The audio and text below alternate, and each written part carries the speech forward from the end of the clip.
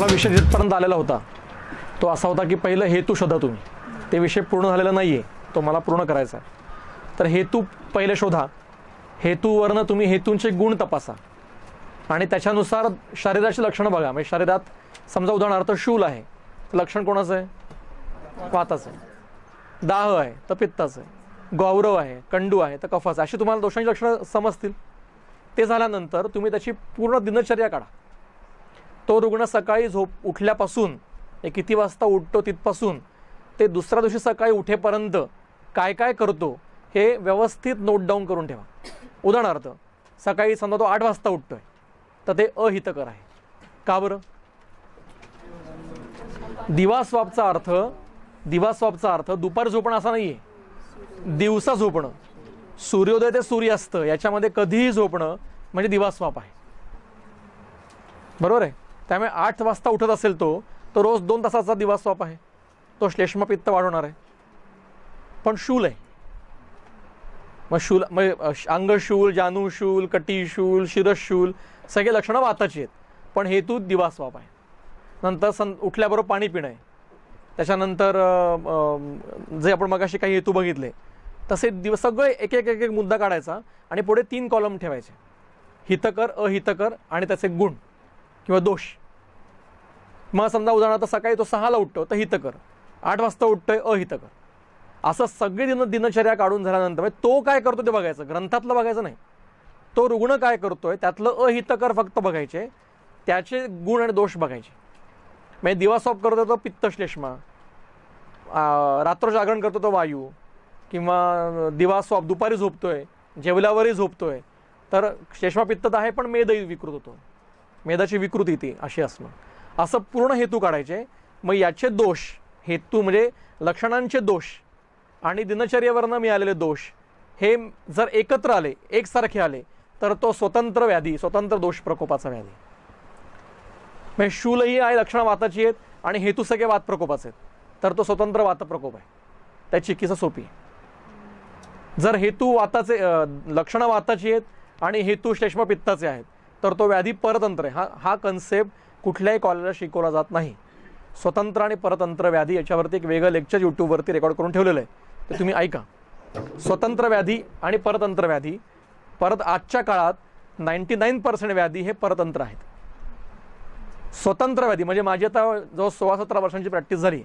एवढ्या प्रॅक्टिसमध्ये मी फक्त 2 म्हणजे वातव्याधी बघितले की स्वतंत्र होते. बाकी आलेले सगळे वातव्याधी हे परतंत्रच आहेत. पहिली हेतू विपरीत. मी अजून विषय पूर्ण करतो. इथपर्यंत समजलं? आधी हेतू काढा. कुठल्याही रुग्णाचे आधी हेतू काढा. त्या हेतूंवरून तुम्हाला अग्नीची स्थिती कळेल. लक्षणांवरून तुम्हाला अग्नीची स्थिती कळेल. ग्रहणीची चिकित्सा आपण करू शकत नाही. आपण चिकित्सा अग्नीचीच करतो. अग्नी विकृती म्हणजेच ग्रहणी विकृती, अग्नी चिकित्सा म्हणजेच ग्रहणी चिकित्सा. हा नियम पहिला डोक्यात ठेवा. आणि म्हणून ग्रहणी दोष याचा अर्थ अग्नीने विकृत होणारे, अग्नी विकृतीने होणारे कोणतेही व्याधी ते त्याच्यामध्ये येतात. इथपर्यंत झालं. मग आता तुम्ही पहिला हेतू विपरीत चिकित्सा सुरू, कधीही डायरेक्ट व्याधी विपरीत चिकित्सा सुरू करायची नाही.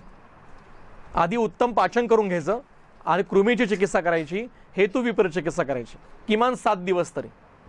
त्याच्या उपशयावर पुढचा निर्णय घ्यायचा आणि नंतर तुम्ही व्याधींची लक्षणं काय आहेत, तो कोणत्या स्वतःमध्ये व्याधी आहे, कोणत्या दोषाचा व्याधी आहे, लक्षणं त्याची कितपत राहिली शिल्लक, किती बरी झाली, किती शिल्लक राहिली आहेत आणि तो त्याचं गामित्व काय आहे याचा विचार करून मग तुम्ही निर्णय करा की आता तुम्हाला शोधन चिकित्सा करायची आहे. मग बल काय आहे, शोधन करायचं आहे, शमन करायचं आहे, शोधनामध्ये कोणतं कर्म करायचं आहे, शमनामध्ये कोणतं द्रव्य निवडायचं आहे हे तुम्ही करा. तो तुम्हाला 7 दिवसाचा वेळ मिळतो विचार करण्यासाठी. कधी ताबडतोब चिकित्सा सुरू करू नका. कधी आत्तेक अवस्था सोडून. आत्तेक अवस्थेमध्ये मात्र हा वेळा विचार करायला वेळ नाही आहे. ताबडतोब चिकित्सा करायला लागते. तिथे जीव वाचवायचा असतो. आणि आत्तेक अवस्था चिकित्सा चरकामध्ये खूप ठिकाणी वर्णन केलेलं आहे. गुलमात केलेल्या आहेत, ग्रहणीत पण केलेल्या आहेत, कुष्ठात केलेल्या आहेत, तुमच्या प्रमेहात केलेल्या आहेत, विसर्पामध्ये केलेल्या आहेत, वातव्याधीमध्ये केलेल्या आहेत. सगळ्या आत्तेक चिकित्सांचं वर्णन केलेलं आहे. अगदी कॅन्सरचे वर्णन गुलमामध्ये केलेलं आहे. कॅन्सरचे सिम्पटम्स, लक्षणं सगळी गुलमात वर्णन आहे. फक्त ते समजून घ्यायला लागतं. तेव्हा अग्नीप्रमाणे आपण चिकित्सा जी करतो ती अग्नीची चिकित्सा करतो कळत न कळत. तुम्ही सूटशेखर वापर. सूटशेखर काय करतं? सामपित्ताचं पचन करतं. म्हणजे काय करतं? आमाचं पचन करतं. म्हणजे काय करतं? अग्नीवरचं आवरण दूर करतं. करताय आपण तेच, फक्त आपल्याला माहित नाही आपण काय करतो. आणि अग्नीचा विचार करायचाच, प्रत्येक रुग्णामध्ये अग्नीचा विचार करायचाच. हेतू आणि अग्नी दोन गोष्टी बघायच्या. हेतू सोडून जे लोक चिकित्सा करतात त्यांची चिकित्सा तात्पुरती सफल होते, पण त्यांना अंतिम यश मिळत नाही, अपुनर्भव होत नाही, तो व्याधी पुन्हा पुन्हा होत राहतो. म्हणून अग्नीची चिकित्सा करणं ही अत्यंत महत्त्वाची आणि अत्यंत आवश्यक गोष्ट आहे. याचा विस्तार अजून पुढचे लोक करतील. आता आपण जिथे होतो तो सूत्र पूर्ण करून घेऊ आपण आणि मग पुढचा एखादा प्रश्न घेऊ. तर तो जो 42वा श्लोक होता चरकातला, तुमच्याकडे जे चरक दिलेलं आहे आता 15 वाद्य तुम्हाला दिलेलं आहे त्यातला काढा 42वा. या पुढच्या विवरणावर तुमचे बरेचसे प्रश्न क्लिअर होतील. आपण 3 हेतू बघितले, अमात्राश्रम बघितलं, अतिमात्राश्रम बघितलं आणि अजीर्णाश्रम बघितलं. आता पुढे काय आहे? विषमाशन. तुम्हाला माहिती आहे म्हणजे कसं, कधी हितकर खायचं, कधी अहितकर खायचं, कधी लवकर जेवायचं, कधी उशिरा जेवायचं, कधी मात्रेत खायचं, कधी मात्रेपेक्षा विपरीत खायचं. याला काही नियम नाही, नियम नसलेलं जेवण, त्याला विषमाशन म्हणतात. पुढे असात्म्य. सात्म्य याचा अर्थ अभ्यासाने सात्म्य याचा अर्थ नाहीये.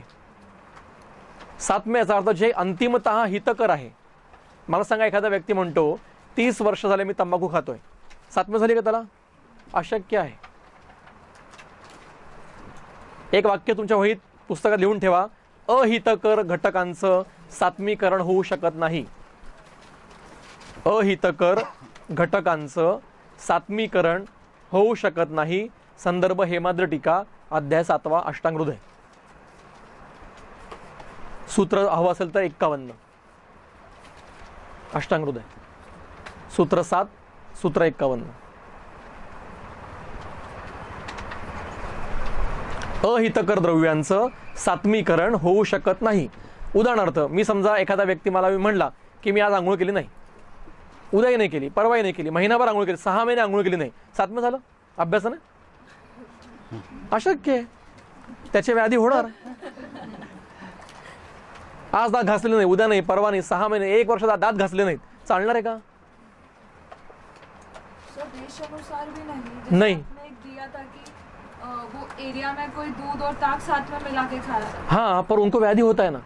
ज्यादा मात्रा में किया तो कोई प्रॉब्लम नहीं, ज्यादा मात्रा में किया तो देखिए, आप सौराष्ट्र में कुष्ठ के बहुत व्याधि, त्वचा विकार आपको बहुत मिलेंगे. आप कभी भी जाओ, आपको स्किन डिसीज के पेशेंट 10 में से 9 लोगों को स्किन डिसीज है ही.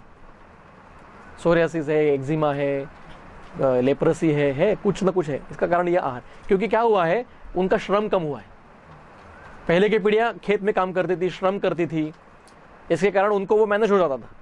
अब वो श्रम कम हो गए, लेकिन आहार वही रहा है. आहार नहीं बदला उन्होंने उसके अनुसार. महाराष्ट्र में यही हुआ है. आहार सब पंजाबी खाते हैं, हम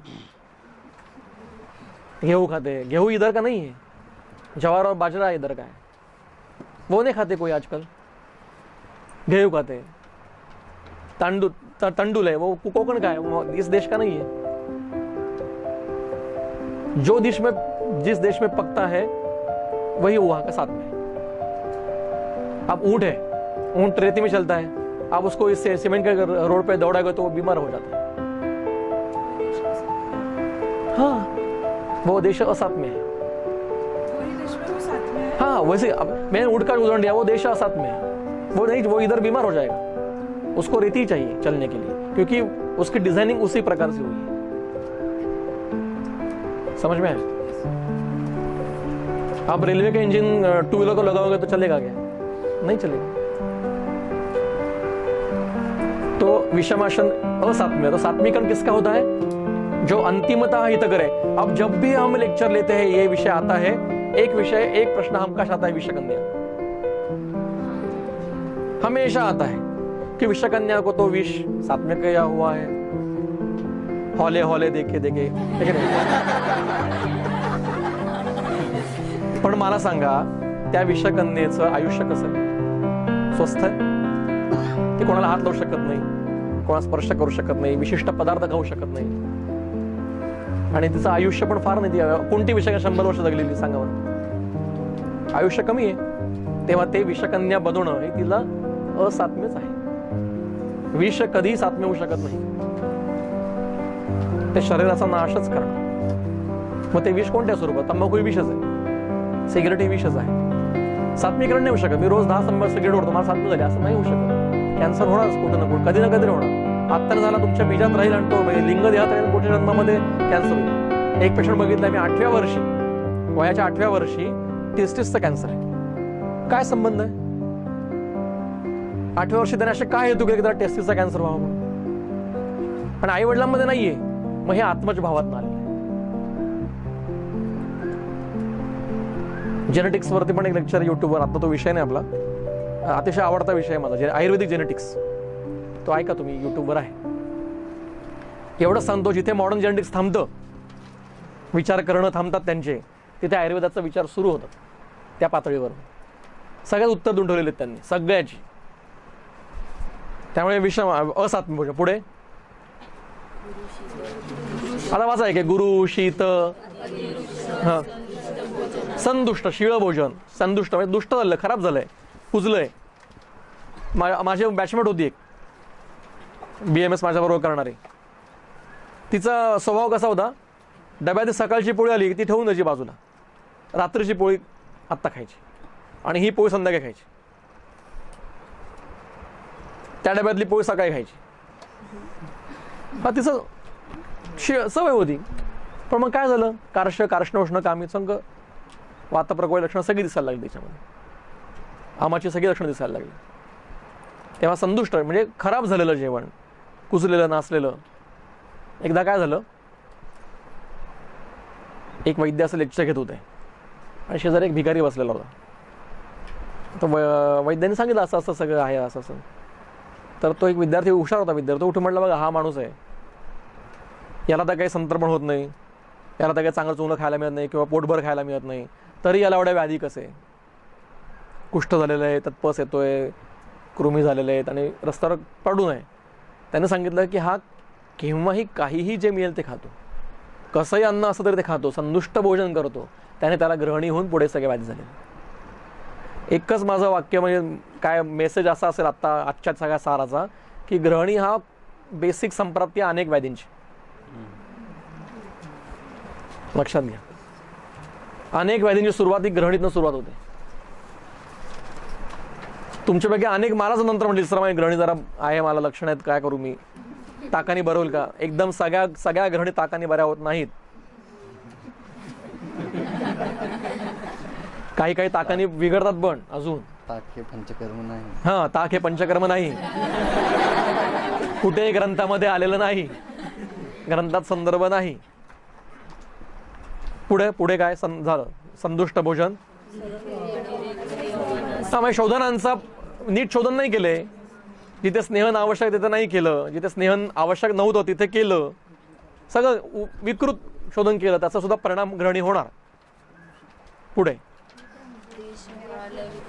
देश काल ऋतू. आता हा शब्द समजून घ्या. देश वैषम्य असा याचा अर्थ, या अभी जो आपने निकाला था, की ज्या देशामध्ये जो देश ज्या गुणांचा आहे त्याच्या विपरीत गुणांचा आपला आहार विहार असला पाहिजे. म्हणजे अनुप देश असेल तर तुमचा आहार विहार वृक्ष उष्ण असा असला पाहिजे, आणि जांगल देश असेल तर तुमचा आहार स्निग्ध शीत अशा प्रकारचा असला पाहिजे. तुम्ही आता देशाचा अर्थ कंट्री नाही, बारामतीमध्येच 2 देश आहेत मी आज बघितले, अनुप पण जांगल पण. या कणेरीच्या वरती पुढे गेला तर सगळं वृक्ष माळरान आहे, आणि इकडे सगळं पाणी बागायतदार सगळे इकडे आहेत. 2 देश एका ठिकाणी आहेत. असं तुमच्या पण एरियामध्ये असेल. त्यामुळे तो रुग्ण कुठे राहतो याचं नीट सांगायचं, की झाडं काय काय आजूबाजूला तुमच्या, पाणी किती आहे तुमच्या घराच्या बाजूला, विहीर आहे का, तुम्हाला पाणी वाहून आणायला लागतं का, पाण दलदल आहे काय आहे, सगळं विचारायचं. लोक म्हणतात मी बिल्डिंगमध्ये राहतो, बिल्डिंग कुठे तुमची, विचारायचं.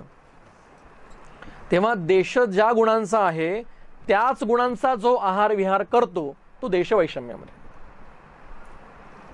कळला मुद्दा? देश ज्या गुणांचा आहे त्याच गुणांचा आहार विहार करणं हे देश वैषम्य. मी ज्या देशात राहतो, एक पंजाबी माणूस समजा मक्के के रोटी सरसों का साग खातोय, जोरदार हाणतोय, तो तिथून बदलून केरळला आला आणि तिथेही तो मक्के रोटी सरसों का साग खायला होता, तो आजारी पडेल. त्याला त्या देशाप्रमाणे आहार करायला लागेल. बघा राईस प्लेटमध्ये कसा फरक आहे. काय तुम्ही गुजरातला गेलात तर राईस प्लेटमध्ये पूर्ण ताट भरलेलं असतं वेगवेगळ्या पदार्थांनी, वेगवेगळे सगळे 20 वाट्या, लोणची, चटणे, पोळी, गोड पोळी, भात वगैरे. केरळला राईस प्लेट म्हणजे राईस आणि प्लेट दोन गोष्टी आहेत.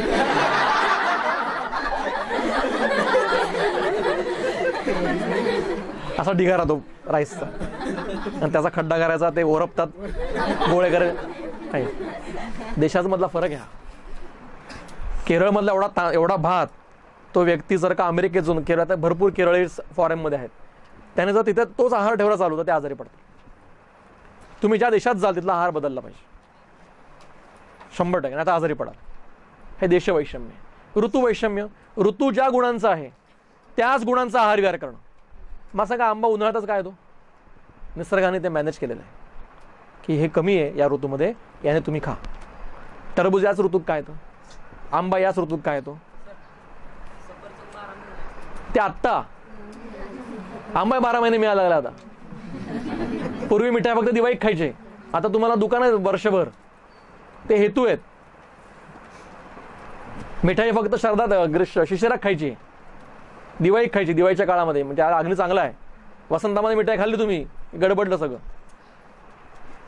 लोक 12 महिने पिझ्झा खातात, 12 महिने वडापाव खातात, 12 महिने दाबेली हाणतात,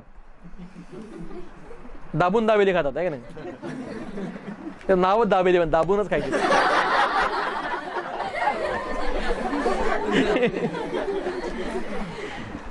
हे 12 महिने चालू आहे, नाही खाल्लं पाहिजे. ऋतूप्रमाणे आहार बदलत गेला पाहिजे. आपला देशातला सुद्धा ऋतूप्रमाणे आहार बदलायचा आहे. तुम्ही ग्रीष्मामध्ये किती पाणी प्या, आमचं काही म्हणणं नाही. दिवस ऑफ देशात ग्रीष्मात सांगितलंय करायला, बाकी ऋतू सांगितलेलं नाहीये.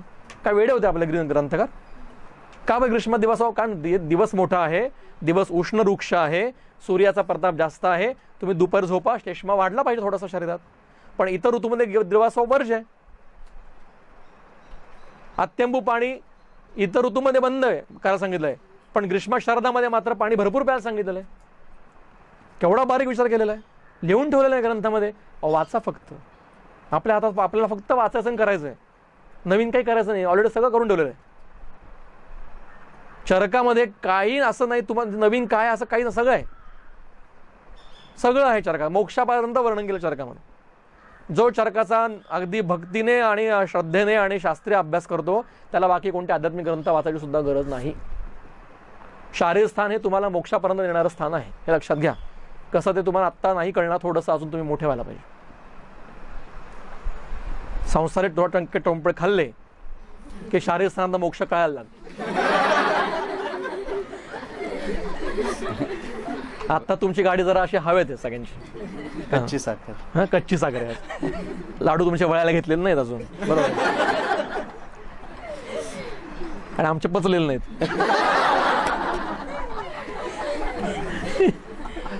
खाल्लेले पचलेले नाहीत आम्हाला अजून.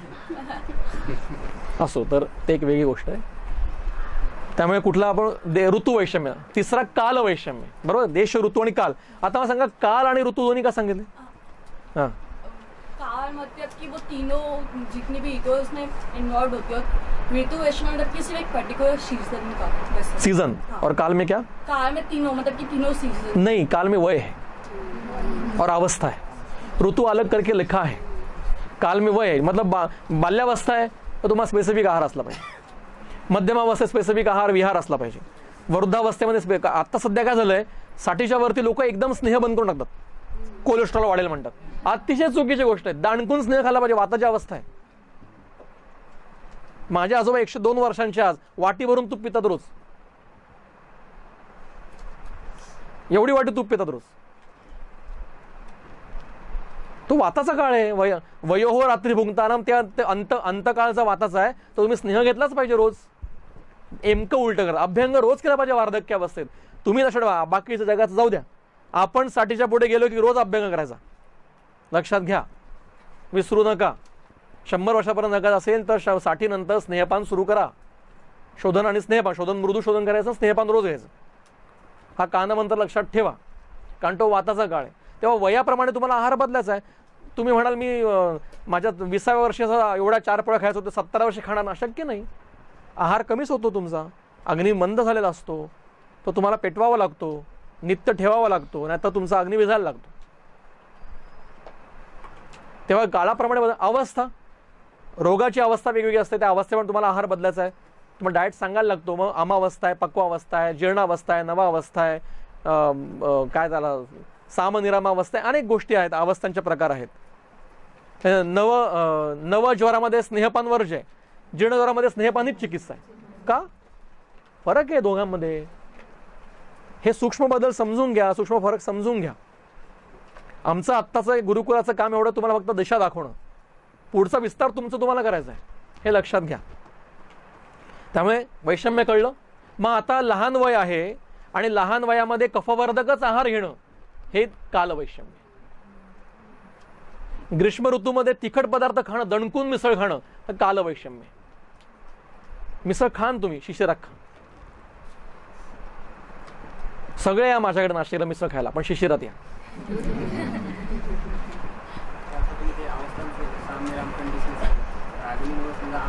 हो बरोबर बरोबर.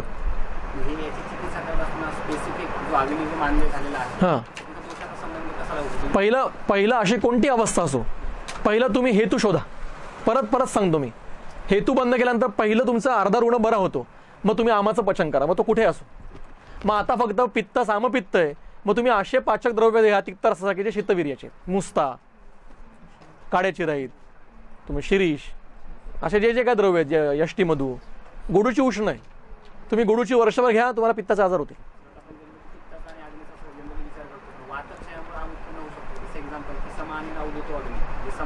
तिथे वातक्षय नाही आहे राजा, तिथे अवरुद्ध आहे.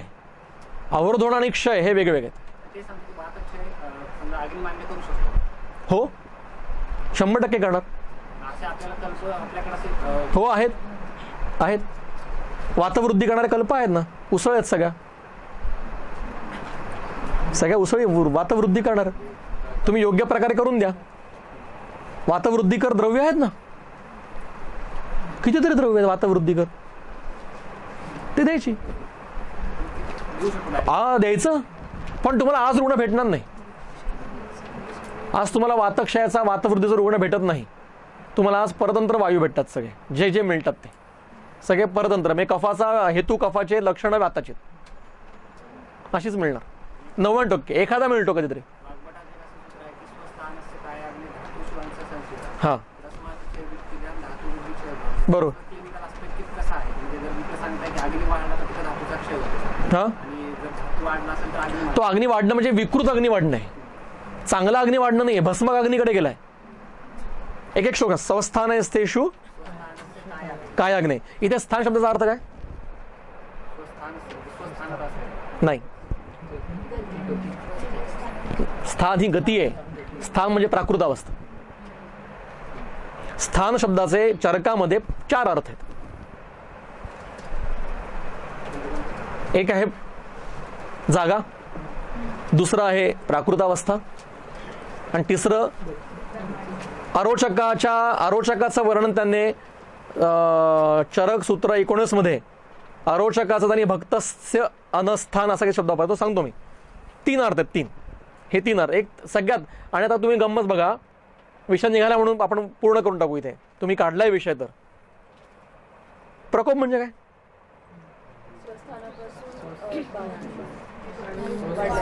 तुम्ही सगळे कोणत्याही कॉलेजमध्ये असाल, कोणत्याही क्रियेच्या, निदानाच्या, चिकित्सेच्या लेक्चरला जेव्हा प्रकोप शिकवला जातो, त्यावेळेला ते शिक्षक वर्गात येतात, फळ्यावरती भांड काढतात एक, बरोबर, किंवा बादली काढतात, बरोबर आहे.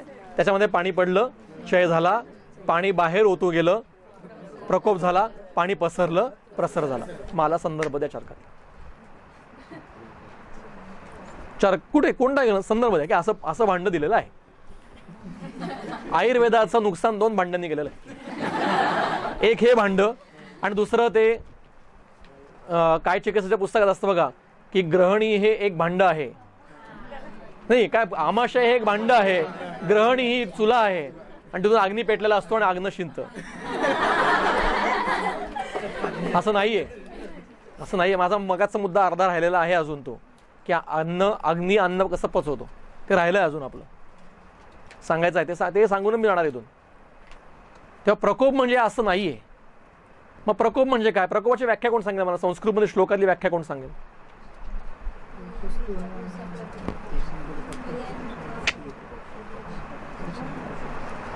अष्टांग हृदय, सूत्रस्थान, 12वा अध्याय. कोपतू उन्मार्गगामिता याची टीका आहे चक्रपाणीची, अरुण दत्तांची. उन्मार्गगामिता इति दोषस्य स्वस्थानम त्यक्त्वा पुनः मार्गांतरगमनम. याचं आम्ही मराठीमध्ये भाषांतर केलं. आपलं इंग्लिश का चांगलं नसतं? मराठी माणसाचं इंग्लिश चांगलं का नसतं? आपण विचार मराठीत करतो आणि त्याचं भाषांतर करायचा प्रयत्न करतो. करा बरं. माझ्या बायकोने खूप छान थालीपीठ बनवलं, करा भाषांतर. माझ्या बायकोने खूप छान थालीपीठ बनवलं, करा. नाही करता येणार भाषांतर, कारण हे भाषाच वेगळ्या आहेत दोन. थालीपीठच म्हणायला लागेल तुम्हाला, बरोबर आहे. तेव्हा इंग्लिश उत्तम बोलत असेल तर विचार इंग्लिशमध्ये करायला लागेल. तसं संस्कृत श्लोकांचे अर्थ तुम्हाला समजून घ्यायचे असतील तर त्याचं भाषांतर संस्कृतमध्येच झालं पाहिजे. आम्ही काय करतो ते मराठीत घेतो, हिंदीत घेतो आणि डायल्यूट करून टाकतो. आम्ही स्थानाचा अर्थ जागा घेतला आणि स्वतःच्या जागेतनं दुसऱ्या जागेत जाणे म्हणजे प्रकोप असा अर्थ घेतला. आता असं जर का असेल तर माझ्यासारख्या अल्पबुद्धीच्या व्यक्तीला दोन प्रश्न मनात येतात की स्वतःच्या स्थानातनं बाहेर पडणं म्हणजे प्रकोप असेल तर वातप्रकोपाचा अर्थ वायूचा प्रकोप, पक्वाशय, कटी, सक्ती, श्रोत्र, अस्थि, स्पर्शनेंद्रियांमध्ये वातप्रकोप झाला नाही पाहिजे. कारण त्याची स्थान आहेत, तिथून ते बाहेर पडून प्रकोप करणार आहेत. मग इथे प्रकोप नाही होणार म्हणजे वाताचे व्याधी, तसं पक्वाशयात व्याधी झाला नाही पाहिजे, कटीमध्ये वातव्याधी झाला नाही पाहिजे, श्रोत्र बस्ती श्रोत्रेंद्रिय त्वचा याच्यावर वातव्याधी झाले नाही पाहिजेत. मग बस्ती तिथं तुम्ही का देता पक्वाशयामध्ये? वाताची चिकित्सा बस्ती का पक्वाशयावर देता? तिथे जर वातप्रकोप तिथं नाहीच तर तिथे का देता वाताची चिकित्सा? म्हणजे काहीतरी चुकतंय, काहीतरी कुठेतरी आपला विचार करायला चुकतोय. दुसरं, सगळं स्थान शरीर हे स्थान आहे दोषांचं. मग प्रकोपामध्ये शरीरात दोष बाहेर पडले पाहिजे फवाऱ्यासारखे आणि प्रश्रमामध्ये पुन्हा आले पाहिजे आतमध्ये. हे तर माझ्यासारख्या, मला तर चेहऱ्याने काही डोळ्यांनी दिसत नाही, माझ्या डोळ्यांनी. तुम्हाला दिसत असं कोणाला तर मला माहित नाही, दिव्य चक्षुनी काही असं काही घडत नाही. मग प्रकोपाचा आपल्याला क्रिटिकल अर्थ ग्रंथांना काय अभिप्राय समजून घेतला पाहिजे. तर स्वस्थान याचा अर्थ आम्ही जागा घेतल्यामुळे गडबड झाली. म्हणजे आमाशय हे जर का पित्ताचं स्थान आहे तर पित्ताचे विकृती आमाशात झाली नाही पाहिजे. होते आम्ही वमन तिथेच येतो. कफाचं उरस्थान आहे, तो उरस्थान कफाचे व्याधी झाले नाही पाहिजे, होतात ना, तिथेच जास्त होतात. उलट वाताचे जे स्थान आहेत तिथे वातव्याधी जास्त आहेत म्हणून बसते तिथे होतो आम्ही. पित्ताची स्थान आहेत काय, रसिका रुधिरम रसहा, काय श्लोक आहे, नाभी रामाशय सोदो लसिका, हे सगळे इथेच तर पित्ताचे व्याधी जास्त. चरक संपूर्ण आहे कोणाकडे? सगळा चरक आहे अख्खा. हा याच्यातला 20वा अध्याय सूत्रस्थानातला, सूत्र 8 महारोग अध्याय.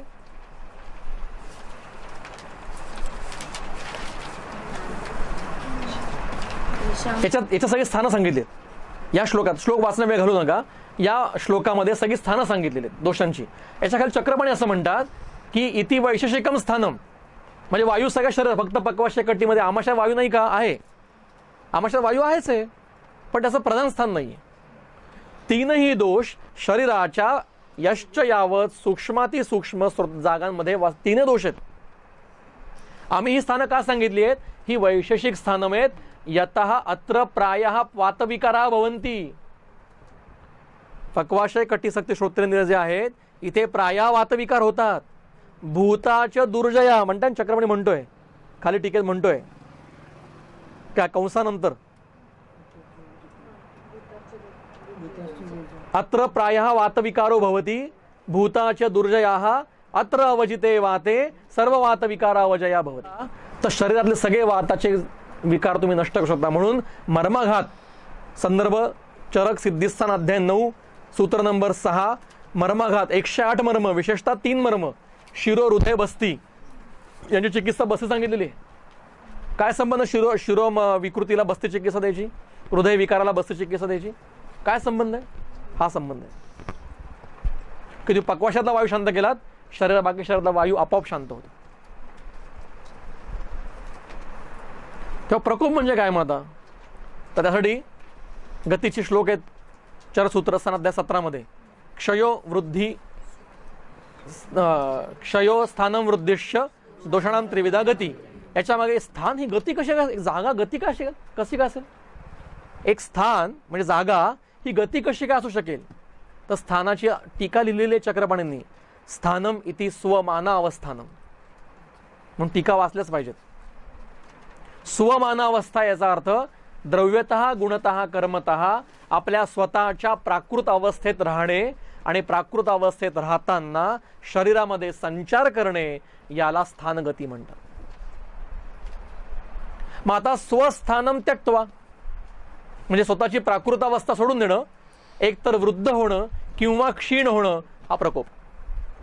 प्रकोप म्हणजे फक्त वृद्धी नाही, तो एक प्रकार आहे वृद्धीचा, प्रकोपाचा. क्षय हा पण प्रकोप आहे. असं जर नसतं तर दोषांच्या भेदामध्ये 25 भेद दोष वृद्धीचे आहेत आणि 25 भेद दोष क्षयांचे पण आहेत. ते का सांगितलंय? आणि 17व्या अध्याय संदर्भ लिहून ठेवा. चरक सूत्र 17 संदर्भ 45 नंतर श्लोक घरी जाऊन वाचा रात्री आज. त्यांनी असे काही ग्रुप दिलेले आहेत की ज्याच्यामध्ये एकही दोष वृद्ध नाही, 2 दोष क्षीण, 1 दोष स्वस्थ तरी व्याधी आहेत, असे ग्रुप्स दिलेत. आणि अशा वर्षगती दिलेली खाली वर्णन ते वाचा. ते 8-10 ग्रुप आहेत. दोषक्षयानेही व्याधी होतात 100%. अर्थ कळला? प्रकोप समजला सगळ्यांना? आता एक ग्रंथ आहे, त्याचं नाव आहे रस वैशेषिक सूत्र. लिहिलेलं आहे नागार्जुनाने. नागार्जुनाचं नाव आणि रस वैशेषिक सूत्र नाव म्हटल्यानंतर हे पुस्तक येतं आणि जातं रसशास्त्राच्या डिपार्टमेंटमध्ये, पण त्याचा आणि रसशास्त्राचा काही संबंध नाही. हे पुस्तक निदानाचं आहे, क्रियेचं आहे, कायचिकित्सेचं आहे, द्रव्यगुणचं आहे.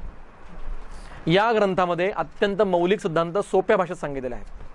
त्याचा श्लोक आहे स्वस्थ वृत्ती प्रसंगात च्युत एव प्रकोपः. स्वतःच्या स्वस्थ वृत्तीतनं ढसळणे, एक तर क्षीण होणे किंवा वृद्ध होणे म्हणजे प्रकोप. स्पष्ट सांगितलं. आणि त्याच्या खाली वाक्य आहे की आपली जागा सोडून दुसऱ्या जागी जाणे म्हणजे प्रकोप. ही कल्पना चुकीची आहे. वायू काय आमाशात नाही का? म्हणजे आम्ही असं याला उदाहरण देतो की फर्स्ट इयरचा वर्ग आहेत, डिपार्टमेंट आहेत 3, शारीर रचना, क्रिया आणि संहिता. आणि दुपारच्या सगळे आपापल्या अध्यापक आपल्या डिपार्टमेंटमध्ये बसलेले आहेत. दुपारच्या वेळेला रचना आणि क्रियेतले अध्यापक संहितेत जेवायला आले, त्यांचा प्रकोप झाला का? आणि जेवून ते परत आपल्या डिपार्टमेंट जाऊन बसले म्हणजे प्रश्न झाला का? असं नाही आहे. वायू सर्व शरीरात आहे, तो फक्त पक्वाशात नाही आहे, तो आमाशयातही आहे, तो उरस्थानातही आहे. उरस्थानात वायू नसता तर काय झालं असतं? श्वास तुम्ही कसा घेतला असता? उदानाचं स्थान आहे ना ते. मग उरस्थानम उदानस्य.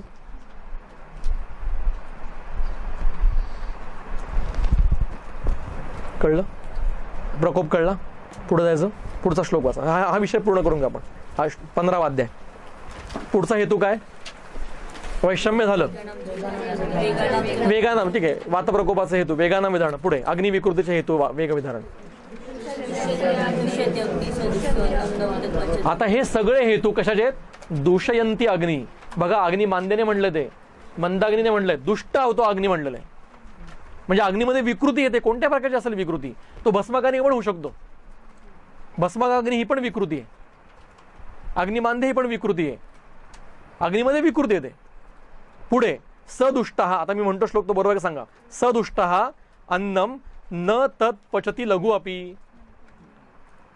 तो अग्नी लघु आहार सुद्धा पचवू शकत नाही. याचा अर्थ काय? गुरुतप पचवणं शक्यच नाही. लाह्या पण पचवू शकत नाही. पुढे याती अन्नम विषरूपताम. नाही, अपच्यमानम शुक्तत्वम याती. अपच्यमा म्हणजे अपक्व अवस्था शरीरात फिरत राहतो आमावस्थेमध्ये. त्याला हळूहळू आम्लत्व येतं आणि नंतर त्याला विषरूपत्व येतं. आमविष तयार होतं. हे आमविषयी संप्राप्ती आहे. अग्नि विकृतीतनं आमविष तयार झालं. आता इथे विषय संपलेला नाही अजून. पुढचं सूत्र तद लिंगम अजीर्णस्य. बरोबर आहे. आता एक एक लक्षण वाचा, एक एक लक्षण. तुम्हाला ग्रहणी समजून घ्यायची का? ही लक्षणं चेक करा पेशंटमध्ये. ही लक्षणं आहेत ग्रहणीची सगळी. पहिलं काय? बघा, विष्टंभ म्हणजे कुठंतरी जखडाट आहे, अडकल्यासारखं आहे, छातीत अडकल्यासारखं वाटतंय, हात जखडल्यासारखं वाटतंय. मग तुमचा फ्रोझन शोल्डर, टेनिस एल्बो, नी जॉईंट पेन, कटी शूल. सुरुवात कुठून झाली आहे? ग्रहणी. जखडलेलं आहे सगळं, पाठ अडकलेली, वाकू शकत नाही पाठ. पुढे पृष्ठग्रह पण आहे ना. काय संबंध ग्रहणी आणि पृष्ठग्रहाचा? हा संबंध. कारण जो आहाराचा ग्रहणीच्या विकृतीमुळे जो आहार रस अपक्व निर्माण होणार आहे तो सर्व शरीरात संचार होणार आहे. तो जिथे जाईल तिथे अवरोध करेल. तुमच्यापर्यंत रुग्ण येईपर्यंत संप्राती बरंच पुढे गेलेली असते. अजीर्ण झालेला रुग्ण येत ना तुमच्याकडे, कारण अजीर्ण आता तुम्हाला पण सगळ्यांना अजीर्ण आहे, तुम्हाला कळत नाहीये. गुडघा दुखायला लागला, मान चालतं की सर हे झालं ते झालं, चिकित्सा करा, तिथे स्थानिक लेप बीप करा, हे पहिलं बरं करा, अग्नी बरा करा. आमवात पेशंट आहे, इथे आमवात झालेला आहे, बरोबर आहे, सूज आहे, शोथ आहे, शूल आहे, दाह आहे, तुम्ही करा, उपनाह करा, पोल्टीस बांधा, लेपन चिकित्सा करा, रक्तमोक्षण करा, काय वाटेल ते करा. पण तो केल्यानंतर थांबू नका, त्याची पहिले ग्रहणीची चिकित्सा करा, अग्नी दुरुस्त करा. नाही तर इथला बरा होईल इथे होईल, इथला बरा होईल इथे होईल, इथला बरा होईल इथे होईल, चालू राहिले पेशंट फिरत राहील. ते बरं नाही, काड्या करत बसेल, काड्या करत नाही, सेरेब्रल हेमरेज होईल, ते झालं व्हेरिकोज वेन्स होतील. ही सगळी उपद्रव आहेत संप्राप्ती ग्रहणीची. समजतंय? विष्टंभ म्हणजे फक्त एवढा नाही की पोटात काय अडकलंय, मला विष्टंभ नाही. विष्टंभ कुठे असू शकतो शरीरामध्ये. पुढे सदन. सदन म्हणजे गळून गेल्यासारखं वाटतं, गळून गेलं शरीर, मग काही करावंच वाटत नाही, शरीर थकलंय, झोप कशी वाटते. हे झालं शरीर सदन. आणि दुसरं सदन आहे मनोसदन, डिप्रेशन. डिप्रेशन हा ग्रहणीचा अतिशय मोठा लक्षण आहे, जवळची लक्षण. अगदी जवळची. सर तुम्हाला उद्या त्याच्यावरती विशेष त्यांचं पुढचं लेक्चर आहेच, त्याच्यामध्ये त्यामुळे फार डिटेलमध्ये शिरत नाही त्याच्या. फक्त एवढं सांगतो की डिप्रेशनचा तुमच्याकडे पेशंट आला तर त्याला म्हणायचं एक शोधून घ्या आणि मी सांगतो तेवढं औषध घ्या तुमचं डिप्रेशन. त्याला सायकोलॉजिकल औषध घ्यायची काही गरज नाही. कला से रिलेटेड होगा चाहिए क्या?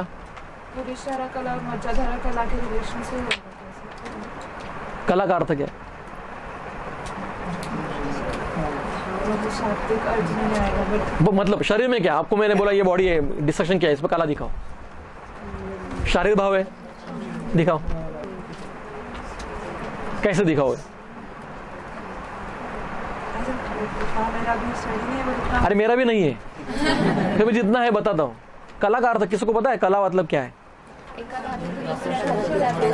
नाही नाही, चुकीचे अर्थ आहे ते. मी म्हणतो भाषांतर वाचू नका. धातवाशयांतर मर्यादा, एक शब्द धातू म्हणजे काय? शरीराचा प्राकृत, त्यात दोषही आले बरं का. फक्त रसद शुक्र धातू नाहीये, दोष आणि मल हे पण धातू आहेत, धारण करत आहेत प्राकृत अवस्थेत जे आहेत ते. आशय म्हणजे स्रोतस. आशय म्हणजे असं मूत्राशय मलाशय ते असे हे नाही, स्रोत मार्ग, धातूंचे स्रोतस आणि त्याची मर्यादा म्हणजे आतून आणि बाहेरनं लपेटून असलेलं हे सगळ्या मेम्ब्रेन,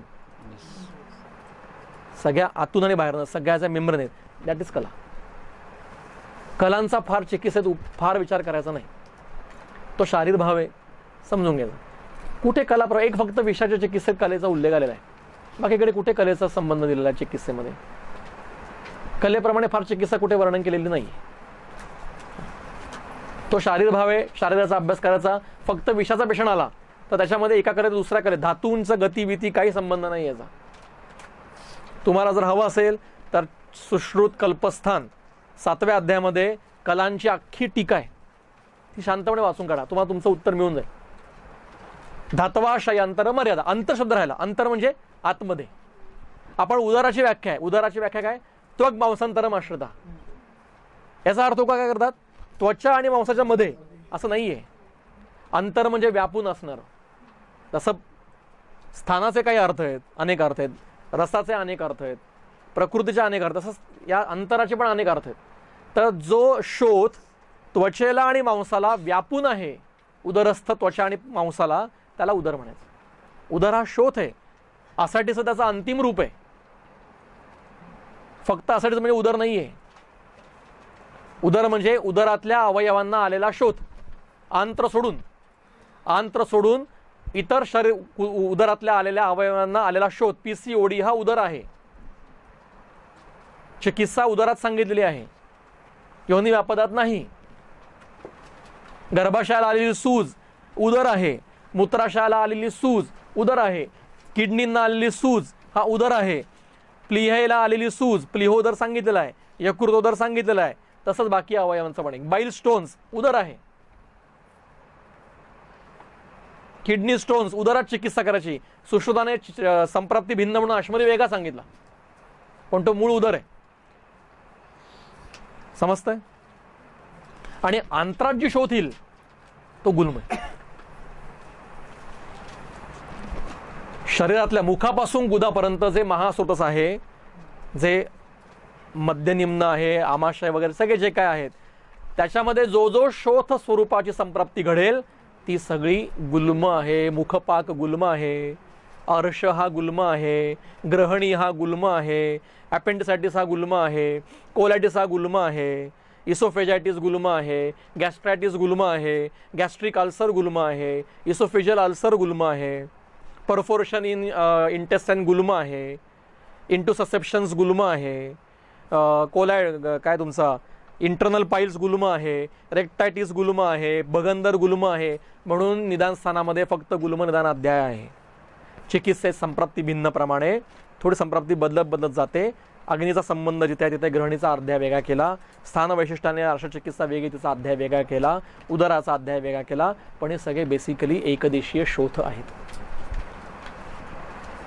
सर मग बद्धोदर हा अंतरात होतो ना, मग तो उदर झाला का? नाही, बद्धोदर संप्राप्ती अशी आहे की मूळ पहिल्यांदा संप्राप्ती अंतरात होते, पण त्याच्यामुळे शोथाची जी व्याप्ती ती कुक्षिस्थ जाते, म्हणून तो वेगळा वर्णन केलेला आहे. प्रकारच वेगळा वर्णन केला. छिद्रोदर पण तसाच वर्णन केला आहे की छिद्रोदर पडलं, परफोरेशन झालं, तो बेसिकली गुल्म आहे. तिथून तो पाझरतं जे काय ते सगळं कुक्षित पसरतं आणि शोथ येतो, मग तो उदराकडे जातो. म्हणजे गुल्मातनं उदराकडे गेलेला आहे. मुद्दा कळला? गुल्म समजला? गुल्म म्हणजे वायूचा गोळा नाही. ज्यात जो दिसतच नाही त्याचा गोळा कसा होणार? भाषांतर वाचू नका. मराठी हिंदी भाषांतराची पुस्तकं वाचू नका. मला खूप लोक म्हणतात की सर तुम्ही भाषांतर लिहा. म्हटलं मला पाप वाढवायचं नाही अजून, नकोच. चरक वाचा. मी आयुष्यात कधी भाषांतर करणार नाही चरकाचं. आहे खूप आवड करून भरपूर खड्डे करून ठेवलेले त्यांनी. आणखी नवीन खड्डे नको. चरक वाचा, मूळ चरक, मूळ टीका वाचा, भरपूर आहे ते. पण भाषांतर वाचू नका. गुल्म म्हणजे वायूचा गोळा नाही, अजिबात नाही. गुल्म त्रिशोथीय नावाचा अध्याय 18वा, याच्या 19 नंबरच्या पुढे अनेक व्याधींचं वर्णन आहे, त्यात गुल्माचं वर्णन आहे. गुल्म हा एकदेशीय शोथ आहे. उदराचं वर्णन तिथे आहे, विसर्पाचं वर्णन आहे, तिलक आलक नच्छ व्यंग पिपलूचं वर्णन आहे. आनाह हा एकदेशीय शोथ आहे. प्लिहा हा एकदेशीय शोथ आहे. हे सगळे एकदेशीय शोथ आहेत. जशी ग्रहणी ही बेसिक संप्राप्ती आहे, तशी शोथ ही बेसिक संप्राप्ती. ग्रहणीमधले आज ज्या ग्रहणी मिळतात त्या बेसिकली एकदेशीय शोथ आहेत. शुद्ध ग्रहणी आज मिळत नाही, किंवा तो पेशंट आपल्यापर्यंत येत नाही.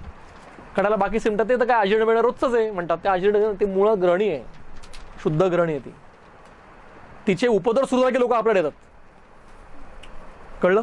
पुढचा श्लोक, पुढचा शब्द वाचा. हा, अजीर्ण हा हेतू आहे, लक्षण ग्रहणीत दिसणार आहे. ते सगळे ग्रहणीतच होणार. कुठे दुसरे ग्रहणीतच होणार सगळे. हा, मग दोषांच्या अनुसार वर्णन केलं. मुळात ते अजीर्णच आहे, पण याच्यामध्ये विदग्धावस्था येते, पित्ताचा अनुबंध होतो, ते विदग्धाजीर्ण केलं. त्याच्यामध्ये कफाची संबंध होतो, आमाजीर्ण होतो. ते लक्षणांमध्ये फरक केला फक्त, अजून सूक्ष्मीकरण केलं त्याचं. बेसिकली ते आहे अजीर्णच. ते त्याचं रूप दिसतात ती गणित दिसणार आहे ते अजीर्ण. तो वेगळा व्याधी नाहीये. पण ते तुम्हाला सांगा, अजीर्णाचं लक्षण दिसतात कुठे? शरीरामध्ये कुठे दिसतात? ग्रहणी दिसतं. तुम्ही वाताची ग्रहणीची लक्षणं काढून बघा. पित्तशाची ग्रहणीत आणि विदग्धाची लक्षणं बघा, सेम आहे. पुढे सदन झालं. सगळे मायग्रेन, शिरशूलाचे सगळे प्रकार, निज शिरशूल सगळे याच्यात येतात अजीर्णामध्ये. शिरशूलाची चिकित्सा, पहिले अजीर्णाची चिकित्सा करा. डायरेक्ट पेनकिलर देऊ नका, आयुर्वेदिक पण पेनकिलर देऊ नका. पहिलं त्याचे शूलाचे हेतू काढा, अजीर्णाचे हेतू दूर करा, ग्रहणी दुरुस्त करा, शूल आपोआप बरा होतो. पुढे शूल, मूर्छा, ठीक आहे, चक्कर येणं. पुढे भ्रम, अजून पृष्ठ कटिग्रह बघा, लंबर स्पॉन्डिलोसिस, सर्वायकल स्पॉन्डिलोसिस, हे अजीर्णाने होणाऱ्या व्याधी आहेत. लगेच ऑस्टिओपोरोसिस करून स्नेहपान नका सुरू करून देऊ, थांबा जरा. आता माझ्या सासूबाई आहेत, अगदी मग घरात उदाहरण आहे. त्यांना दोन्ही गुडघ्यांना चालता येत नाही, गुडघा वाकवता येत नाही, म्हणून आपली औषध चालू होती. पण कसं असतं, एकदा दाखवून यावं. मोठे डॉक्टर. हा, मोठ्या डॉक्टरांकडे.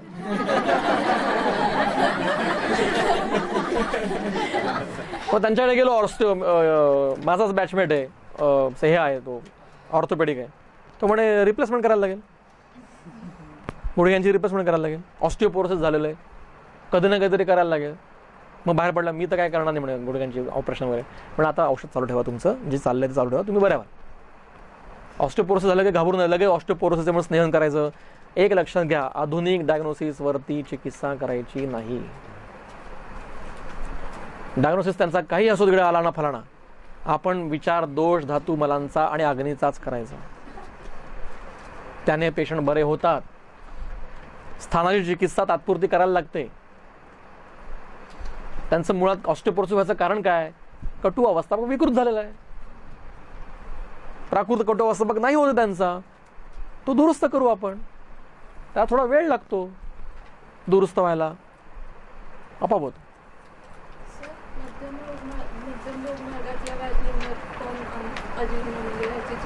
सुरुवात तिथूनच आहे.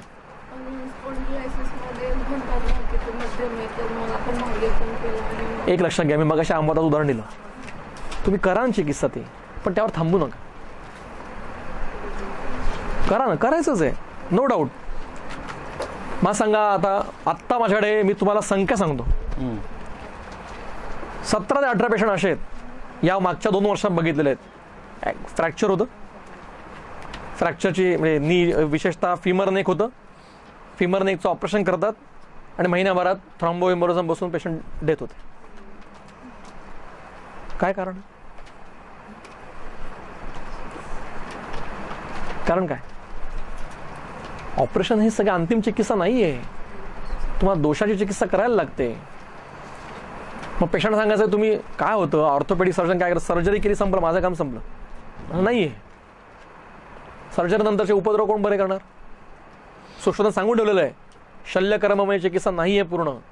शल्यकर्मानंतर पुनर्भव चिकित्सा तुम्हाला करायलाच पाहिजे. ज्या शल्यतज्ञाला दोषांचे ज्ञान आहे तोच खरा शल्यतज्ञ.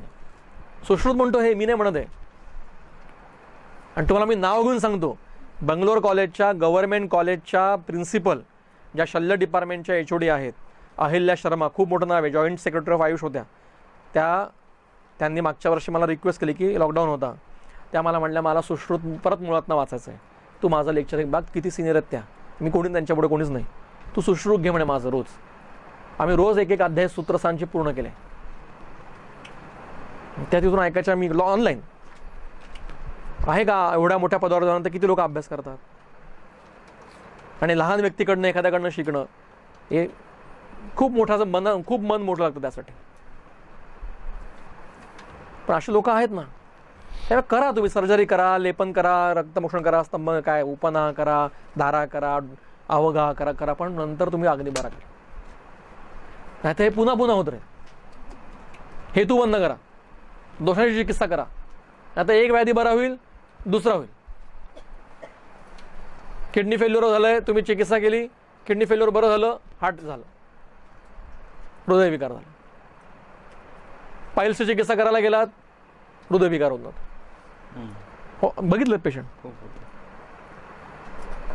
का होतो? तुम्ही दोष नाही बरे केले, तुम्ही पाईल्स बरा केला, मूळव्याध तुम्ही बरा केला. दोष मूळव्याध करणारे दोष शरीरात तसेच आहेत, ते कोण बरे करणार? ते काम तुमचं वैद्यच आहे. सर्जरी करून अवयव कापून टाकला म्हणजे काम संपलं नाही. हिस्टेक्टॉमीची सध्या फॅड आहे, हिस्टेक्टॉमी करायचं. चुकून करू नका आयुष्यात हिस्टेक्टॉमी. फॅड आहे, फॅड. मी काढली, तू पण काढून घ्या असं सांगतात मैत्रिणीला.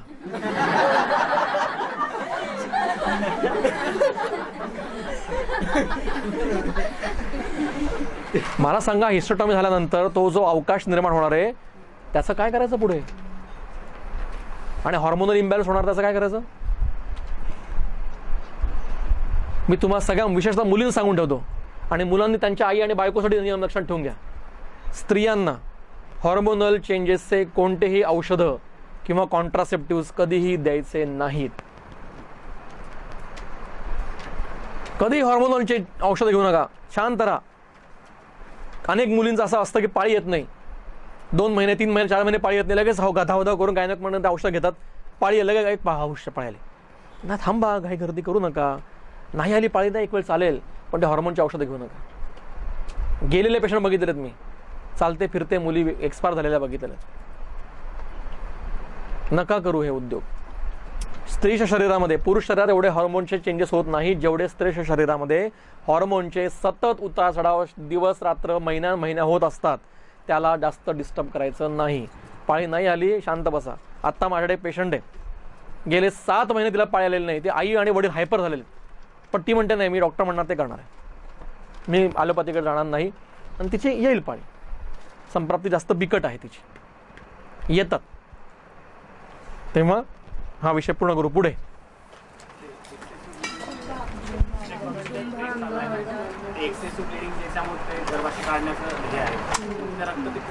हो करायचंच आहे. पण तू आता बघा, तुमचे सगळे, आता परत सांगतो, तुम्ही व्याधीचा विचार करताय परत परत परत. व्याधीच्या नावाप्रमाणे चिकित्सा कुठेही करायची नाही. दोष हेतू संप्राप्ती. दोष दृश्य समोर. चरक स्वतः म्हणतात, विकार नाम अकुशलो न जिन्य. प्रत्येक व्याधीला नाव दिलंच पाहिजे अशी काही स्थिती नाही. प्रत्येकाला अवसर नाव दिलंच पाहिजे असं काही नाहीये. दोष बघा, हेतू बघा, गामितो बघा, धातूमध्ये कुठे गेले बघा, स्थान बघा, चिकित्सा करा. द्रव्य तेच आहे. द्रव्य असं कुठे लिहिलेलं आहे काय? द्रव्य अमुक अवस्था काढायच्यात आपल्याला शोधून. रक्तपित्ताचाच विचार करायचा 100%. पण त्यासाठी तुला हेतू शोधायला लागतील. दोषांची चिकित्सा बघायला लागेल, दोष कोणते आहेत. रक्तपित्तामुळे लगेच स्तंभन करायचं नाही. स्तंभनाने कधी कधी पेशंट अजून खराब होतो स्तंभन द्रव्य दिल्यानंतर. रक्तपित्ता स्वतः म्हणलेलं आहे की ताबडतोब स्तंभन चिकित्सा नाही करायची आहे. हो, आता गुल्म होतो, म्हणजे संप्राप्ती परत ग्रहणीकडे जाते. हां, खरंच आहे. पुढे सदन हे काय काय झुंबा जांब, ठीक आहे. झुंबा एखाद्या जांबा आहे, ठीक आहे, दिवसभर जांबा येतात, मग तो व्याधी आहे. त्याचा संबंध उरस्थानाशी, प्राणवाहाचा व्याधी आहे. पुढे सारखं अंग मोडून येत आहे, काही कारण नाही, काही कारण नसताना अंग मोडून, ते ग्रहणीचं लक्षण आहे. उगाच अंग दुखतं, इकडे दुखतं तिकडे दुखतं. स्वस्थ नाहीये शरीर, प्रसन्न नाहीये, जखडलेलं सारखं काहीतरी असं एक अस्वस्थता सतत आहे.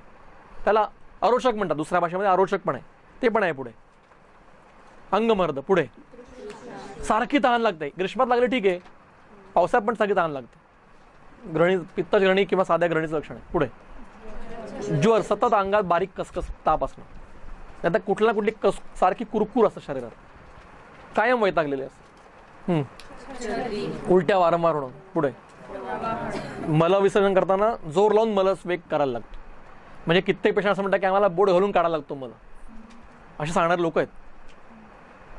नॉर्मल मल प्रवृत्ती होत नाही. ज्या व्यक्तीला सकाळी उठल्याबरोबर पहिल्यांदा मला जागा दाखवा, संडासाची जागा दाखवा कुठे, असा जोरदार वेग आलेला असतो आणि 1-2 याच्यामध्ये मल पूर्ण बाहेर पडतो, त्याला ग्रहणी नाही, तो स्वस्थ आहे. ज्या व्यक्तीला छान झोप लागते, छान भूक लागते, छान तहान लागते आणि उत्तम मलमूत्र विसर्जन होतं, त्याला कोणत्याही व्याधी नाही. म्हणजे याचा अर्थ आपल्याला चिकित्सा करून काय बरं करायचं आहे? एवढं बरं करायचं. बाकी सगळा सूक्ष्म विस्तार केलेला आहे.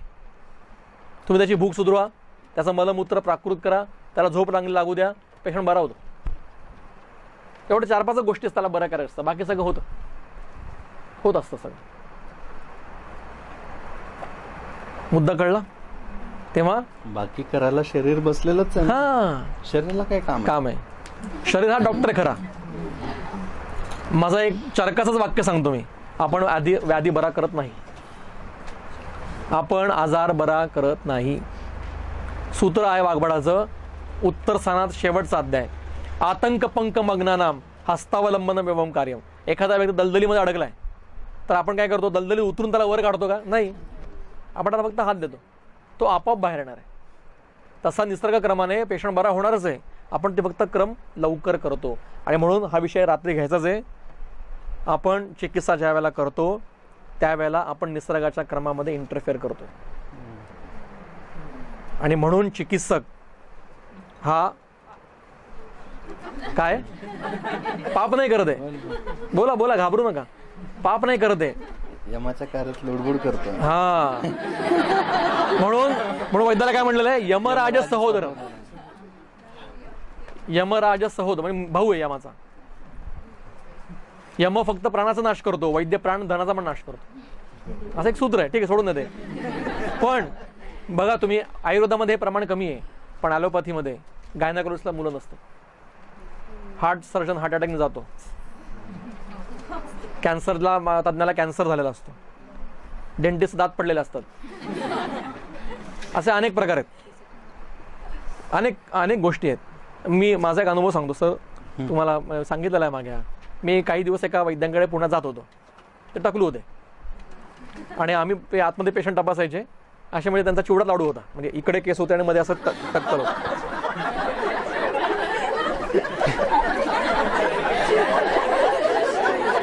आता दिवाळीत आणतात प्लेट आणतात, दिवाळीत प्लेट आणतात ना, असा चिवडा असतो मध्ये लाडू असतो, तसं टक्कल डोक्यावर होतं. तर आम्ही बाहेर पेशंट तपासत होतो, हिस्ट्री घेत होतो. नवीन नवीन जॉईन झालेला होता. माझ्याबरोबरचा मुलगा ना एकदम तोंडाळ होता, असा म्हणजे फटकन बोलणार होता. तर एक पेशंट आला, तर त्यांनी विचारलं काय झालं? केस खूप गळत आहे म्हणे माझे. तर आमचा मित्र काय म्हणतो, ज्याच्या डोक्यावर स्वतःचे केस झाले नाही तो तुझे काय केस वाचवणार आहे म्हणे. आणि नेमकं आमच्या सरांनी ऐकलं, आम्हाला जे हाकलं ते दवाखाना परत येऊ नका.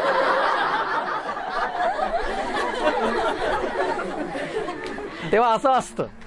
मग हे जर होऊ नये असं वाटत असेल तर वैद्याला 2 कर्म करायला सांगितलेले चरकांनी. एक, दान करा, तेही गुप्त, फेसबुक टाकायचे नाही काय फोटो, गुप्त.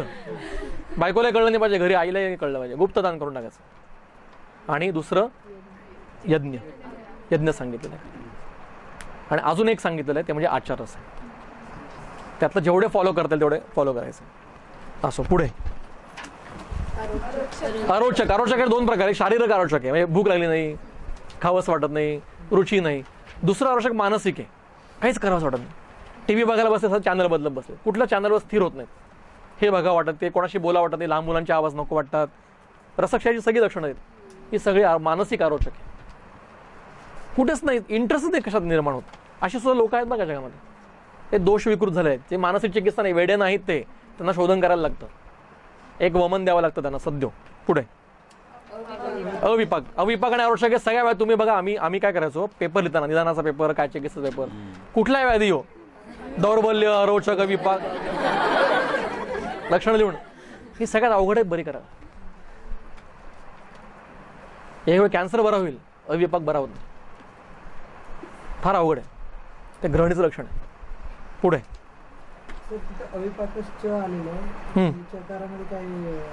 म्हणजे अजून बाकीचे काही उरलेले जे इथे सांगितलेले ते आपण समजून घेऊ नंतर. मग त्यात खालित्य आहे, पालित्य आहे, कार्ष्णोष आहे, वांग, शरीरावर वांग पडणं आहे, पोटाचे विकार आहेत, मंडल आहेत, कुष्ठ आहे, असे अनेक सगळे वेगवेगळे येतील. व्हेरिकोज वेन्स आहेत, अनेक सगळे येईल. पुढे हे घोरम अन्न विषमचे तत्, हे अन्नविषाचे लक्षणं आहेत सगळी. पुढे आता इथून पुढचं शांतपणे ऐका. संसृज्यमानम पित्तेन दाह तृषा मुखामयान जनयंती. एक संप्राप्ती, अजून एक संप्राप्ती काश्यपात आम्लपित्त चिकित्सा अध्याय वर्णन केलं, ती वाचा घरी जाऊन. काश्यपाच्या खिलस्थानामध्ये आम्लपित्त चिकित्सा नावाचा अध्याय आहे, त्याच्यामध्ये जी संप्राप्ती ती आज आम्लपित्त ती दिसते, काश्यपाची दिसते. हे आम्लपित्त कसं निर्माण झालंय? आंबट तिखट खाऊन झालेलं नाहीये, हे आमविषाणू झालेलं आम्लपित्त. चिकित्सा पित्ताची नाही करायची आहे, चिकित्सा आमविषाची चिकित्सा करायची. हेतू बंद कोणाचे करायचे आहेत? हेतू पित्त प्रकोपाचा एकही नाहीये. हेतू वरती पित्त आहे का? पित्त प्रकोपाचा हेतू आहे नाहीये. चिकित्सा कोणाची करायची? अग्निदुष्ट करणाऱ्या हेतूंची चिकित्सा करायची. हे आम्लपित्त आज आपल्याला मिळतं. हे अशा प्रकारचं. तुम्ही किती लोक म्हणतात मी मिठाई खाणारे हे ते सगळे हो, मी आंबट खात नाही, लोणचं खात नाही, मीठ खात नाही, कुठलेही खार पदार्थ नाही, तिखट नाही, तुरट नाही, तरी मला आम्लपित्त होतं. याचे दोन हेतू असतात जे माझ्या अनुभवाप्रमाणे. एक, द्रव हा गुण प्राकृत फक्त पित्ताचा आहे, कफाचा द्रवगुण नाही आहे. कफ स्थिर आहे. ज्यावेळेला कफामध्ये द्रवगुण होतो तो प्रमेहाची अवस्था आहे. बहुद्रव श्लेष्मा कफाचा आहे, ती प्रमेहाची अवस्था आहे, विकृत अवस्था आहे. त्यामुळे द्रवगुण हा फक्त पित्ताचा आहे. त्यामुळे अतिद्रवपानाने सुद्धा आम्लपित्त होऊ शकतं. म्हणून त्या व्यक्तीचे अतिद्रवपानाचे हेतू म्हणजे नुसतं पाणी नाही, ज्यूस पितोय, ताक पितोय, भात खूप जास्त खातोय, मस्ताने जास्त पितोय, ज्युसेस जास्त पितोय, मिल्कशेक जास्त पितोय, असे जे जे काय आहे अतिद्रवपानाचे हेतू ते काढायचे.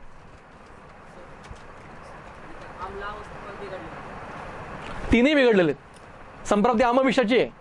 आणि हा जो आम निर्माण झालेला आहे हा ज्या वेळेला प्राकृत पित्ताबरोबर संचार करेल शरीरात, संसृज्यमानं पित्तेनं म्हणलेलं आहे.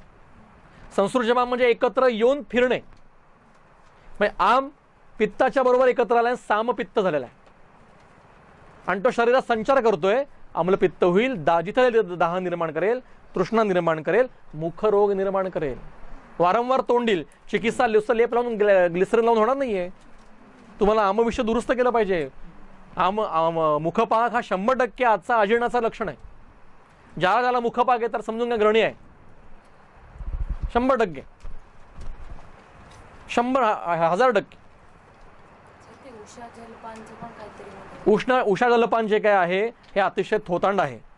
आपल्या ग्रंथामध्ये कुठेही साख्या उठल्या पाणी प्यायला सांगितलेलं नाही. उषा म्हणजे उषपान जे म्हणतात ते उषक काली प्यायचं. उषक काल कधी आहे? सूर्योदयाच्या आधी 1.5 तास. हे 3:30 ते 4:30 या काळामध्ये कोण उठून पितं पाणी? सकाळी 8 वाजता उठून तांब्यावर पाणी पिणं हे उषपान नाही, ते अघोरी पान आहे. उषा काळ पेसंटे पण किती? 2 घोट, ग्लास भरून तांब्या भरून नाही. लोक काय म्हणतात? तांब्या भरून पाणी पिलं. मी विचारतो तुम्ही का पिता पाणी? किडनी फ्लश होते म्हणतात. मी म्हणतो होणार, तुमची फ्लशच होणार किडनी. अशी किडनी फ्लश होत नसते. मला सांगा, निसर्गोपचाराचं स्तोम इतकं माजलेलं आहे. आमचे सर, नाव सांगत नाही, ते पेशंटला सांगायचे. एकदा मी त्यांच्या क्लिनिकला गेलो होतो. सुरू झाला तो, मी पाणी पितो, येऊ करतो, त्यों करतो, असं करतो, तसं करतो. ते म्हणे कसं पाणी पिता? म्हणे वाघासारखं पाणी पितो. म्हणे कसं? म्हणे वाघ एकदाच जातो तळ्याकाठी आणि भरपूर पाणी पिऊन घेतो, मग परत पाणी पित नाही. सर म्हणे बरोबर आहे, मग असं करा, आता कपडे घालू नका. वाघ कुठे कपडे घालतो? वाघ कपडे घालत नाही, तुम्ही काय कपडे घालता? वाघासारखं जगा, वाघासारखं 4 पायांवरती फिरा सगळीकडे कपडे न घालता. वाघाला कधी शौच करताना बघितलंय का तुम्ही? मलविसर्जन करताना तर शौच करताना बघितलंय? नाही बघितलेलं. तुम्ही करू नका. पाण्याची गरज नाही तुम्हाला शौचानं, मलत त्यागानंतर. मग ते वेगळ्या भाषेत म्हणले, ते तुम्हाला मी तर सांगू शकत नाही काय म्हणले ते. वाघाप्रमाणे जगायचं तर असं जगा ना. हे काय कुठलं तरी फालतू काहीतरी वाघासारखं पाणी पिणं, काहीतरी स्तोम माजलेलं आहे. अजिबात त्याच्या आहारी पडू नका.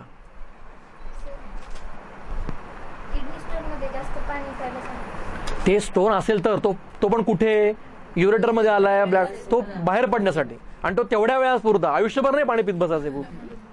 उलटा अत्यंपान आश्मरीचा हेतू आहे. काढा सुश्रुताचा आश्मरी अध्याय. चष्मा वाढतो अत्यंपानाने.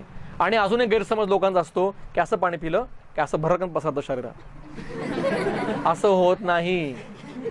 पाणी हे अन्न आहे. त्याच्या पण 3 अवस्थापाक होतात, मधुर, आम्ल, कटू. त्याच्यानंतर त्याचा विपाक होतो आणि त्याच्यानंतर तो किडनी सोरतसात जातो सगळ्या शरीरात, शेवटी तो किडनीत जातो. असं पाणी पिलं लगे किडनीकडे गेलं असं नाही होत. तुम्ही तरी त्याच्यावर विश्वास ठेवू नका. लोकांना समजून सांगायला लागतं, प्रत्येकाला सांगायला लागतं, पुन्हा पुन्हा सांगायला लागतं. तेव्हा संसृज्यमानं पित्तेनं दाह तृषामयान आम्लपित्ता आणि पित्तजांश चापरांगात रक्तपित्त पण होईल. पित्तच प्रमेह पण होईल, पित्तच गुल्म पण होईल, पित्तच अतिसार पण होईल, रक्तातिसार पण होईल, उरुस्तंभासारखा पित्तजाचा अनुबंध असलेला व्याधी पण होईल, वातव्याधीचे पित्तानुबंधी व्याधी पण होतील. कोणत्याही पित्ताचा व्याधी होईल, मुखरोग होईल, शिरोपित्त शिरोरोग होईल, नासागत रक्तस्राव होणं होईल, काही येऊ शकतं, कोणत्याही व्याधी होईल. पुढे हां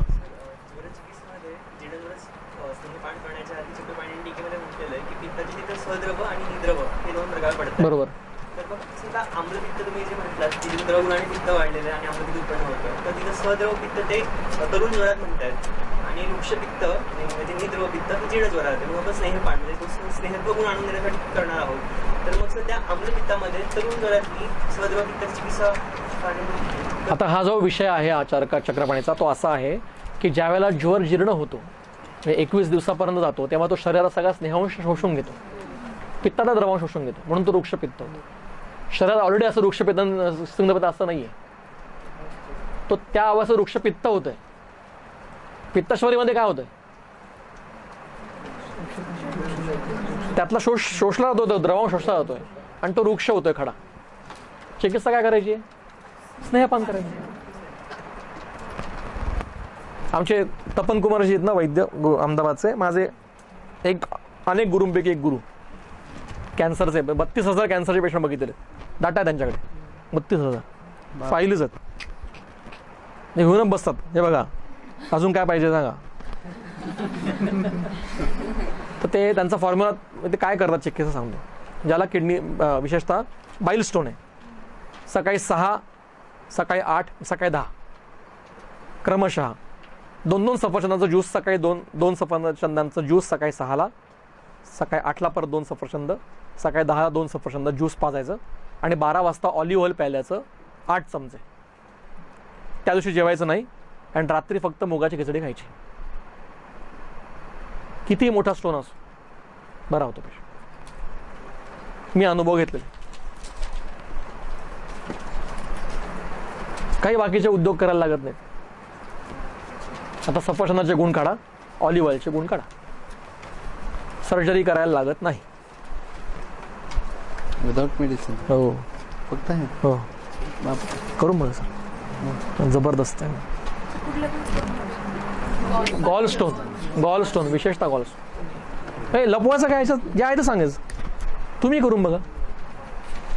हां आता तुम्ही म्हणाल एखाद्या पेशंटला थोडासा संप्राप्ती अजून वेगळी आहे, तर ते पेशंट बघून हे बेसिक घेऊन तुम्ही काहीतरी द्रव्य ॲड करू शकता. गोक्षूर द्या, पाषाणभेद द्या, काय चंद्रप्रभा वाटी वापरू शकता, ते तुम्ही ठरवा काय वापरायचं. अजून 2दा करायचं फक्त, 2 वीकली वन्स असं 2 वीक करायचं फक्त. अच्छा, रोज पण नाही.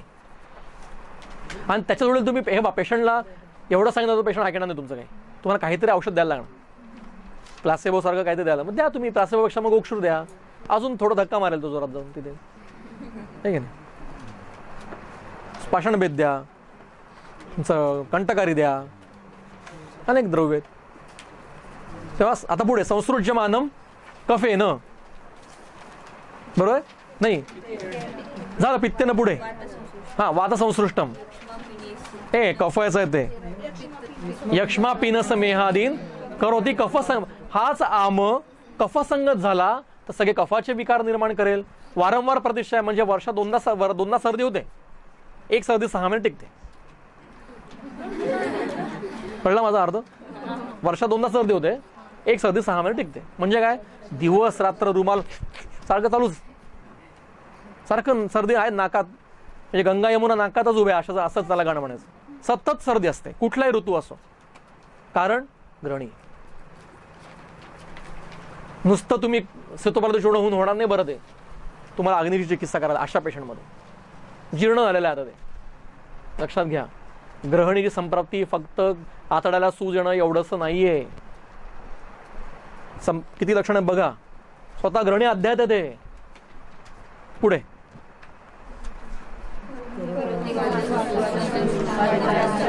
बघा, वातव्याधी पण होणार आहेत असे, पक्षाघातही होईल, गुरुद्रसी पण होईल, उरुस्तंभही होईल, काय खल्ली काय तुनी प्रतितुनी अशा प्रकारे सगळे कोणतं नाव घ्याल तर वातव्याधी अशा प्रकारे सुद्धा होऊ शकतो. चिकित्सा अध्याय जो 28 अध्याय सांगितला तो स्वतंत्र वातप्रकोपाचा आहेच, पण असेही वातव्याधी होतात आमविषाने. त्याचा विचार कोण आज असे दिसतात सगळे सगळे हेच येतो वरचे आजचे. आज सांगा मला वातप्रकोपाचा हेतू कोण सेवन करतं? कोणी नाही करत. एक शीत हा गुण सोडला सध्या एसी, तर बाकी वातप्रकोपाचे हेतूच सापडते तुम्हाला. वृक्ष खरं कोण सेवन करतं? वृक्ष खरं कोणीही नाही. अगदी लो क्लास सुद्धा जो झोपडपट्टीतला लोक आहेत ते सुद्धा आज व्यवस्थित जेवण करणार आहेत, कारण त्यांना सगळं मिळतंय. जास्त रेशन मिळते, हा तांदूळ जास्त. आज संत्रपणाचं सगळं संत्रपणाचं उलट सगळं पूर्वी असतील आता नाही. त्यामुळे वातसंस्रोग शेवटचं वाक्य असेल पुढे काहीतरी काय काय काय मूत्रस्थ केला आम तर सगळे मूत्रविकार करेल सगळे. मग ते 13 मूत्राघात आहेत, अश्मरी आहे, मूत्रकृच्छ आहे, सगळं. पुढे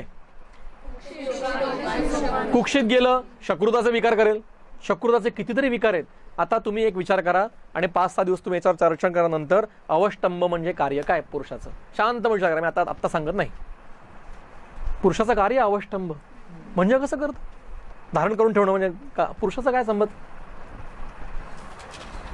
विचार करा याच्यावरती, शांतपणे विचार करा. पुढे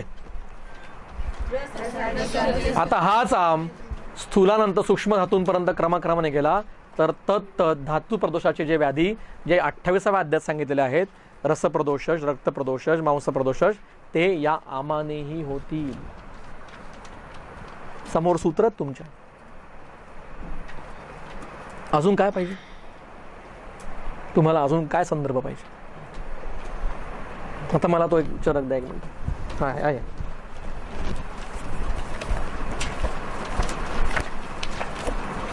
आता याच अध्यायामध्ये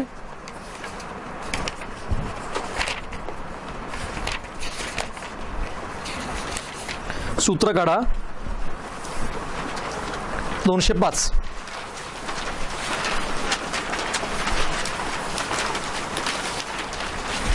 तुम्ही म्हटलं ना अग्निप्रमाण चिकित्सा कशी करायची, कोणते प्रश्न विचारता? आता हे आधी सांगितलं असतं तर काही कळलं नसतं. मी त्यावेळेला तुम्हाला उत्तर दिलं काहीतरी. आता याचं खरं अर्थ उत्तर बघा विथ संदर्भ. 205 मिळाला. शेवटची ओळ. रौक्षांमध्ये पिबेत सरपी तैलम वा दीपनयुतम. जर अतिवृक्ष गुणाच्या आहार विहारामुळे अग्नी मंद झालेला असेल तर त्या ठिकाणी सरपी आणि तैल दीपन द्रव्याने सिद्ध करून द्यायचे आहे. चिकित्सा कळलं? पुढे अतिस्नेहात तू मंदेग्नो. अतिस्नेहपान आणि अतिस्निग्ध आहार विहाराने जर अग्नी मंद झालेला असेल तर चूर्ण अरिष्ट आसवाहिता. तर चिकित्सा आता दीपन तेल घृताने वापरायचे, आर्शव अरिष्ट आणि चूर्ण दीपन चूर्ण डायरेक्ट वापरायचे. चिकित्सा बदलली, बरोबर आहे. भिन्ने गुदोपलेपात्तू. गुदाचा उपलेप झाला. उपलेपेचा अर्थ मलसंचय जास्त झाला, मलावष्टंब झाला, किंवा भिन्ने द्रवमल झाला. अति वारंवार द्रव अतिसारामुळे, वारंवार अतिसार होण्यामुळे जर ग्रहणी झालेला असेल किंवा अग्निमंद असेल तर त्याला तैल सुरा असं वापरायचं. चिकित्सा तुम्ही इथे चूज करा कोणतं असं द्यायचं, कोणतं सुरा द्यायचा, कोणतं तेल द्यायचं. तो निर्णय तुमचा आहे, वैद्याचा आहे. दोषवृद्ध्या तू मंदेग्नो. दोषवृद्धीने जर अग्निमंद झालेला असेल, इथे दोष म्हणलंय म्हणजे वातवृद्धीनेही अग्निमंद होतो, कफवृद्धीनेही अग्निमंद होतो आणि पित्तवृद्धीनेही अग्निमंद होतो. असं जर का असेल तर त्याला शुद्धो दोषविद्या शोधन चिकित्सा. त्या दोषाची शोधन चिकित्सा करणं हीच चिकित्सा. इथे असं वरिष्ठ चूर्ण बिळणं काही वापरायचं नाही. घृतपान वगैरे डायरेक्ट शोधन. डायरेक्ट म्हणजे वमन स्नेहपान नाही करायचं. मला सांगा छर्दीचं पेशंट आहे, उलटी येते, तुम्ही काय म्हणाल? जरा थांब, 7 दिवस स्नेहपान वाढवत नाही, 2 दिवस विराम कर आणि मग आपण तुला वमन देऊ. नाही, घशामध्ये बोटं घाला, उलटून काढा छर्दी. सद्यवमन. सद्यवमनासारखं दुसरं चिकित्सा नाही. तुमची पूर्ण प्रॅक्टिस बसेल म्हणजे अशी बसेल नाही, चांगली उभी राहील, सेट होईल तुमची प्रॅक्टिस.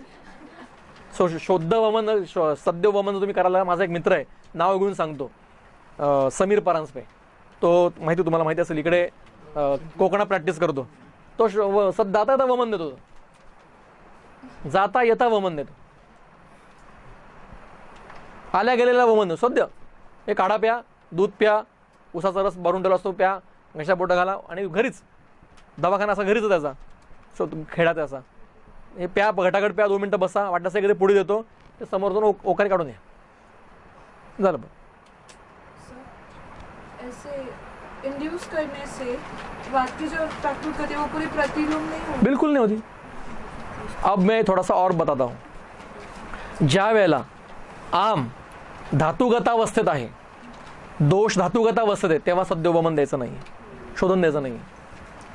काय म्हणलं त्यांनी? सर्व देह प्रविसुतान सामान दोषान न निरहरे. पण जर का तो आम कोष्ठामध्ये आहे, उत्कृष्ट आहे, तर तुम्हाला तो डायरेक्ट काढून टाकायचा, स्नेहपानाची गरज नाही. संशुद्धी लंघनच एक प्रकारचं, तिथे स्नेहपान नाही करायचं आहे. आता तुम्हाला जिथे शोधन हा लंघन म्हणून द्यायचं, तिथे स्नेहपान करून व्याधी वाढेल ना अजून. कुष्ठात मग कशा आपण लेपाचं बघितलं तसं कुष्ठामध्ये 42 नंबरचा श्लोक आहे चिकित्सा अध्यायामध्ये. असेल चरक तो उडून बघा, 7वा अध्याय 42 नंबरचा श्लोक.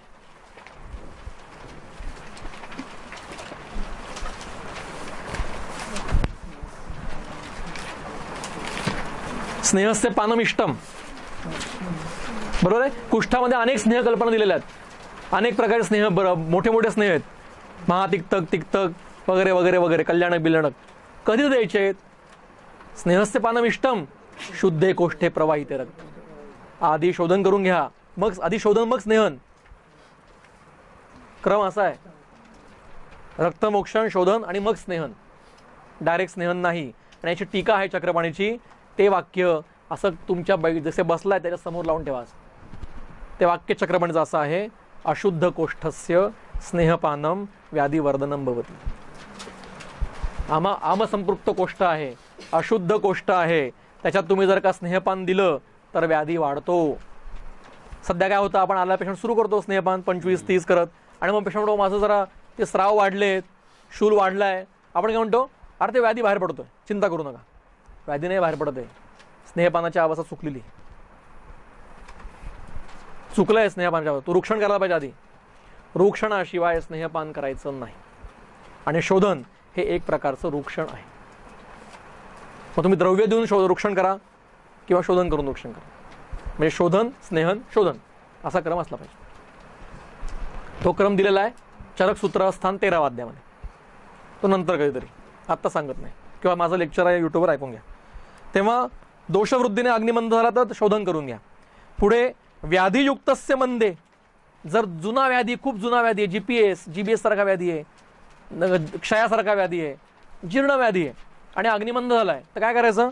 त्याला दीपन द्रव्याने सिद्ध केलेलं घृतपान द्यायचं. ते पण अल्पमात्रेत वाढवत नाहीच घृतपान, दुसरी चिकित्सा नाही, बरोबर आहे. इथे दीपन द्रव्य द्यायचे नाहीत. उपवासाच्च मंदे नव, उपवासाने अग्निमंद झालेला आहे. बघा हेतूप्रमाणे चिकित्सा दिलेली आहे, लक्षात घ्या. हे तुम्ही कधी वाचलो त्याच्या आजपर्यंत? वाचलो? Very good. मग मला सगळं सांगायची गरज नव्हती, मग तुम्हाला माहितीच सगळं समजलं. उपवासाच्य मंदे नव, त्याला घृतयुक्त यवागू द्या, म्हणजे आपली डाळ, वरण, म्हणजे आपण जे वरण करतो डाळीचं, त्यात तूप घालून द्या, यवागू करून द्या. अन्नाव पीडितम बल्यम दीपनम भ्रूण, मग नंतर बल्य दीपन भ्रूण नंतर सुरू करा. दीर्घकाल प्रसंगात तू क्षाम क्षीण कृशान्न राहा. अशा व्यक्तीला जर दीर्घकाल प्रसंगाने तो क्षाम क्षीण झालेला अग्निमंद आहे, तर त्याला प्रसहानाम रसही स अमलई पिशताशिनाम, लघु किंवा लघु आहार असा कोणता तरी द्या. असं प्रकारचे हे हेतूंप्रमाणे वेगवेगळ्या चिकित्सांचे पण प्रकार दिलेले आहेत. पुढे ते म्हणतात, न अभोजनेन काय अग्निदीप्यते न अतिभोजनात. आहार बंद केल्याने अग्निदीपन होणार नाही आणि खूप खाल्लं म्हणून अग्निदीपन होणार नाही. हे दोन्ही अग्निविकृतीचे हेतू आहेत. अभोजन आणि अतिभोजन हे अग्निविकृतीचे हेतू आहेत. म्हणून स्थौल्य काशाची चिकित्सा करायची असेल तर अन्न कमी जास्त करून चालत नाही. चिकित्सा अग्निवरती पहिले करायला लागते, कारण कार्श आणि स्थौल्य दोन्ही अग्निविकृतीचे लक्षण आहेत. चिकित्सा तुम्हाला अग्नी पहिला दुरुस्त करायला लागतो. नंतर म्हणतात, यथा निरिंदिनो वन्नीही अल्पवा अति इंधनावृता. म्हणजे तुम्ही एखादा आग पेटवली आहे आणि तुम्ही त्याला इंधन पुरवलंच नाही तरी तो विझून जाईल, किंवा छोटासा अग्नी तुम्ही मोठं लाकूड टाकून दिलं तरी तो विझून जाईल. अति इंधनावृता, तरी तो अग्नी विझणार आहे. बरोबर आहे. तूप टाकायचं आहे, चमचाभर तूप टाकलं अग्नी पेटेल, पण डबाभर तूप ओतलं तर अग्नी विझून जाईल. मग अतिस्नेहपानाने पण अग्नी मंद होतो. इथं वरती दिलाय, स्नेहने दीपन करणार जरी असं ते अतिस्नेहपान ते अग्नी मांद्य करणार. फरक लक्षात घ्या. पुढे म्हणतात स्नेहान्न. मग आता तिथं काय करायचं अशा अवस्थेत? स्नेह अन्न विधिभिः चित्रैः चूर्ण अरिष्ट सुरासवैः सम्यक प्रयुक्तो विषजा बलम अग्ने प्रवर्धते. मग तुम्ही विविध प्रकारचा आहार विहार करून अरिष्ट आसवांबरोबर तो आहार विहार द्या, त्याने तो अग्नी स्थिर होतो, आधी प्रवर्धते. यथा ही सारदारवग्नी स्थिराः संतिष्ठते नरचिरम. तसा सारदारवी म्हणजे लाकडातला जो अग्नी असतो, तो लाकूड चांगलं पेटलं की तो टिकून राहतो. तसा तुम्ही आहाराने आसव अरिष्टांच्या चांगल्या वापर केल्याने जर अग्नी मंद झाल्याचा चांगला पेटून ठेवला तर तो दीर्घकाळापर्यंत चांगला राहतो. विविध चित्र आणि तुम्ही त्याला मान्य करा ना. अरे इतके पदार्थ आहेत द्यायला लोकांना ना, तुम्हाला म्हणजे तुम्ही हैराण व्हाल. एवढे लाडूंचे 32 प्रकार, पुऱ्यांचे 40 प्रकार ग्रंथामध्ये आहेत. करत नाही आपण. लोणच्याचे 22 प्रकार आहेत वेगवेगळ्या लोणच्याचे. अगदी माशाचं लोणचं सांगितलेलं आहे. मासे आसाममध्ये मिळतं आजही. छोटे छोटे मासे असतात ना, ते आपण जसे आंब्याची फोड किंवा लोणच्याची फोड खारवून त्याचं लोणचं बनवतो, तसे मासे खारून त्याचं लोणचं बनवतो. खूप सुंदर. मी खाल्लेलं नाही आहे, पण आणलेलं लोकांना द्यायला. मी व्हेजिटेरियन आहे, पण मी आसामवरनं आणलेलं. जे खाणारे माझे मित्र त्यांच्याकडे आणलं होतं आणि ते म्हणले हे अप्रतिम आहे. आणि संदर्भ आहे आपलं सुधशास्त्रात सांगितलेलं आहे. क्षेम कुतूहलात संदर्भ आहे. माझ्या पुस्तकात वर्णन केलेलं आहे. ते आपले लोक अतिशय रसिक होते. आपण काहीच नाही त्या मानाने. आपण अजिबात लाईफ एन्जॉय करत नाही. तुम्ही फक्त पित्त दोषाची उपक्रमाची चिकित्सा वाचून बघा.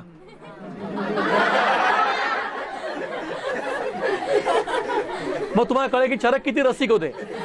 आपल्या समोर चरक वाघबळ म्हणजे असे सगळे घोर भस्म धारण केलेले, शाप देणारे, सगळ्यांना रागाने डोळ्या मोठ्या करून असे नव्हते. सगळे गृहस्थी होते लोक. त्याशिवाय त्यांनी सगळं सांगितलं नसतं काय करायचंय. मद्यपानाचा अध्याय वर्णन, मद्यपान विधी बघा, वाचा, थोडं जमीन टाका वगैरे सांगितलेलं आहे त्यांनी. मग ते करत होते किंवा त्यांनी पाहिलेलं आहे करताना लोकांना. म्हणजे हे सगळं त्याज्य नाहीये, फक्त कोणी करायचा नियम. कोणी करायचं आणि कसं करायचं. व्यसन म्हणून करायचंय, कसं करायचं, सगळ्याच्या त्यांनी विधी दिलेले आहेत. म्हणजे जो व्यक्ती एकीकडे मोक्षाचं वर्णन करतो, तो मद्यपानाचं विधी पण वर्णन करतोय, मैथुनाचा विधी वर्णन करतोय, वाशीकरणे सांगतोय. आणि शारीस्थानाची चिकित्सा म्हणजे मोक्ष सांगितलं आधी, मग वाशीकरणे सांगितलेलं. असे होते लोक. हे सर्वसमावेशक आहेत, एकांतिक नाही आहेत. म्हणून तुम्ही पण एकांतिक होऊ नका. संहिताकारांसारखं व्हायचा प्रयत्न करा. त्यांचे जे विचार ते घ्यायचा प्रयत्न करा. त्यासाठी तुम्हाला संहिता वाचणं, आणि त्या वाचताना कुठलाही प्रिजुडाइस माइंड ठेवू नका की हे अमुक धर्माचं आहे, अमुक जातीचं लोकांसाठी. काय कुठेही दिलेलं नाहीये. एक तुम्हाला मुलींना तर सारखं सांगतील स्त्रियांना शिकवू नका वगैरे वगैरे होतं. मी सांगतो तुम्हाला, असं अजिबात नव्हतं पूर्वीच्या काळी. गार्गी मैत्रीसारख्या स्त्रिया होत्या. माझा महिला वैद्य विशेषांक आम्ही काढलेला आहे. आयुर्वेद पत्रिकेमध्ये आम्ही महिला वैद्य विशेषांक काढला होता. त्याच्यामध्ये माझा लेख आहे. माझ्याकडे आत्ता 80 मुलींची नावं अशी बायका म्हणजे त्यावेळेच्या की या चिकित्सक होत्या. प्रतिथेई नावाची चिकित्सा होती, जी स्किन म्हणजे तुमची हे करायची, आपण प्लास्टिक सर्जरी करायची. प्रतिथेई अंग प्रत्यारोपण करायची. एस्थेटिक मध्ये पण काम केलं. हो, पार्वती ही पहिली चिकित्सक आहे. कुठे संदर्भ आहे तुम्हाला असंच सांगितलं का? नाही. आमचं झाला का दादा नसतील आता, कारण आमचं खूप गप्पा झाल्या याच्यावरती. पण स्त्री वैद्याचा उल्लेख आहे ना, प्रश्न आहे नाही ते तर आहे. पार्वतीचा संदर्भ सांगतो. काश्यपाच्या रसोन नावाचा अध्याय, कल्प अध्यायामध्ये रसोन नावाचा अध्याय. त्या अध्यायामध्ये ऋषी पत्नी सगळ्या आल्या. ऋषी याचा अर्थ वैराग्य प्राप्त केलेले लोक नाही, ऋषी याचा अर्थ शास्त्रज्ञ. त्यांच्या सगळ्या स्त्रिया आल्या, त्यांच्या पत्नी आल्या आणि त्या म्हणल्या आम्हाला असे असे आजार झालेत. मग तो वैद्य म्हणला, काश्यप म्हणला की तुम्ही पार्वतीकडे जा, स्त्रियेकडे चिकित्सा घ्या तुम्ही. तर पार्वतीनं सांगितलं की तुम्ही लसणाच्या माळा घाला, लसणाचे कानातले करा, लसणाचे गजरे माळा, लसणाचा लेप लावा, आहारामध्ये लसूण ठेवा. आणि त्याने सगळे त्यांची चिकित्सा केलेली, लसणाने चिकित्सा केलेली. पार्वती चिकित्सक होती, शकुंतला चिकित्सक होती. शकुंतला तर पशुचिकित्सक होती, ही दुष्यंत शकुंतला. तर आता हे जसं भाऊप्रकाश सांगितलं असं तारा नावाची एक स्त्री होती, तिचे कल्पांचे संदर्भ आहे अनेक.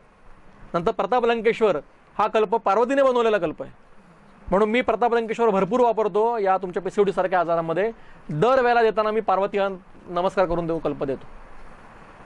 पण तिने बनवलेला कल्प आहे, लिहिलेलं आहे त्याच्यामध्ये, कल्पाच्या श्लोकात दिलेलं आहे पार्वतीने बनवलेला आहे म्हणून. कितीतरी कल्प पार्वतीने बनवलेले आहेत. तेव्हा स्त्रियांना शिकवत नव्हते. चरकामध्ये असं कुठेही वाक्य नाही स्त्रीला शिकवू नका, किंवा फक्त ब्राह्मणाला शिकवा बाकीचं शिकवू नका, असं कुठेही नाहीये. पाहिजे संदर्भ पाहिजे, थोडा विषय बदलू आपण थोडासा, पण संदर्भ सांगून देतो. विमानस्थानाचा 8वा अध्याय, मी तुमच्याकडे चरक नसेल कदाचित, विमानस्थानाचा 8वा अध्याय, त्याच्यामध्ये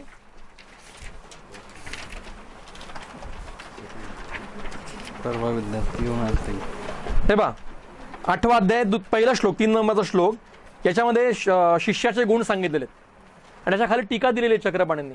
ते काय म्हणतात, कोणाला शिकवू नका आयुर्वेद, ते सांगतात, म्हणजे बाकीच्या शिकवा, कोणाला शिकवू नका. पहिला नियम आहे की यहा आयुर्वेद अध्ययन लक्षणे कार्ये स्वशक्ती अपेक्षया गौरव मान्यते. ज्याला आयुर्वेदाचं अध्ययन, दर्शनांचा अभ्यास किंवा हे जे सगळं लक्षण अध्याय हे आपल्या शक्तीपेक्षा जास्त वाटतंय, की मला शक्य नाही आहे, माझी बुद्धी एवढी नाही आहे, त्याला शिकवू नका आयुर्वेद. म्हणजे तुम्ही परीक्षण करा आधी की तो कितपत आहे.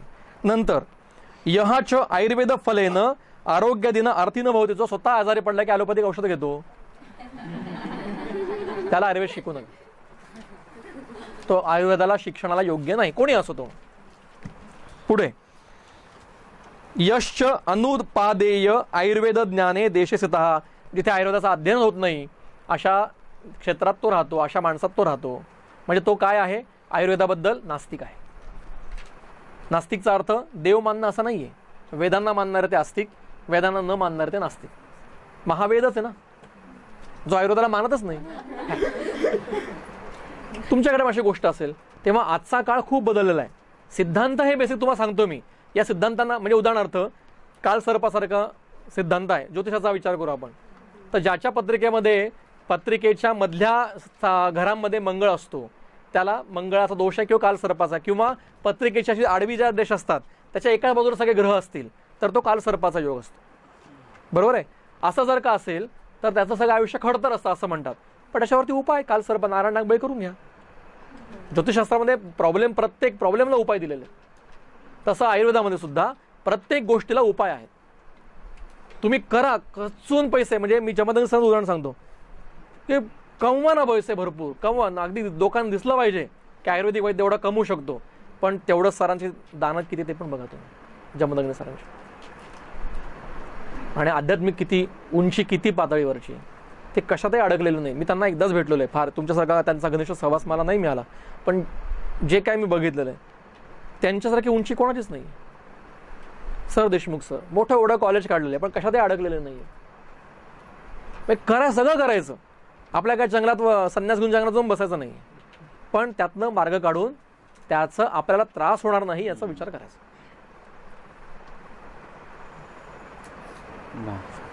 जेवण करत करत करत बसूया.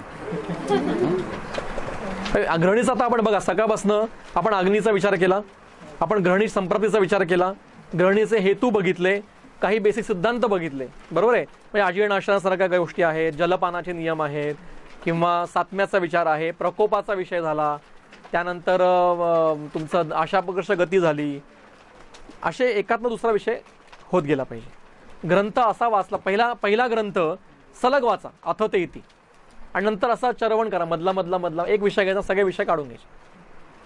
म्हणजे तुम्ही उद्या असा अभ्यास करा की अर्श समजा करायचा आहे, किंवा तुम्ही काय आयुर्वेदाचा तर त्वचाचे सगळे संदर्भ काढा बरं ग्रंथातले. जरी सरांनी काढून ठेवलेले असतील तर तुमच्याकडे तुमचे संदर्भ असले पाहिजे. तुम्ही जे कोणी काय आयुर्वेदाचं किंवा केशायुर्वेदाचं काम करताय तर सरांनी जरी केशाचं काम सूक्ष्मपणे केरून ठेवलेलं आहे तर तुम्ही जेव्हा ते वापरणार आहात तुमच्या डोक्यामध्ये चरकाचा पूर्ण केशाचा संदर्भ तुमच्या डोक्यात असले पाहिजे. ते जर रेडीमेड असले तर तुमचा अभ्यास असला पाहिजे, तो यांच्या कार्याला पोषक ठरेल, हे लक्षात घ्या. तेव्हा असं उदाहरणार्थ अजून सांगायचं तर समजा मेद्यद्रव्य आहेत, तर सगळे मेध्य चिकित्सा करणारे सगळे संदर्भ एकत्र करा बरं सगळ्या संहितांना. त्याचा एक चार्ट बनवा. त्याचं एक तुमच्या पुरतं करा, काय ते प्रसिद्ध करू काय ना, तुमच्या पुरतं करा. योगदोषी सरांनी असं केलेलं आहे. त्यांनी बिल्वाचं आयुर्वेदाच्या सगळ्या संदर्भांमधून 42 संदर्भ एकत्र करून ठेवलेले, प्रसिद्ध नाही केलेले, पण सगळे संदर्भ एकत्र करून त्याचे कल्प त्यांनी निश्चिती केल्या, अवस्था निश्चिती केल्या आणि भन्नाट वापरतात ते. मग ते बेलवैद्यच म्हणतात त्यांना, आम्ही त्यांना बिल्ववैद्यच म्हणतो. चला, काय अजून असतील प्रश्न तर रात्री बसूया, नाहीतर मग गुड नाईट.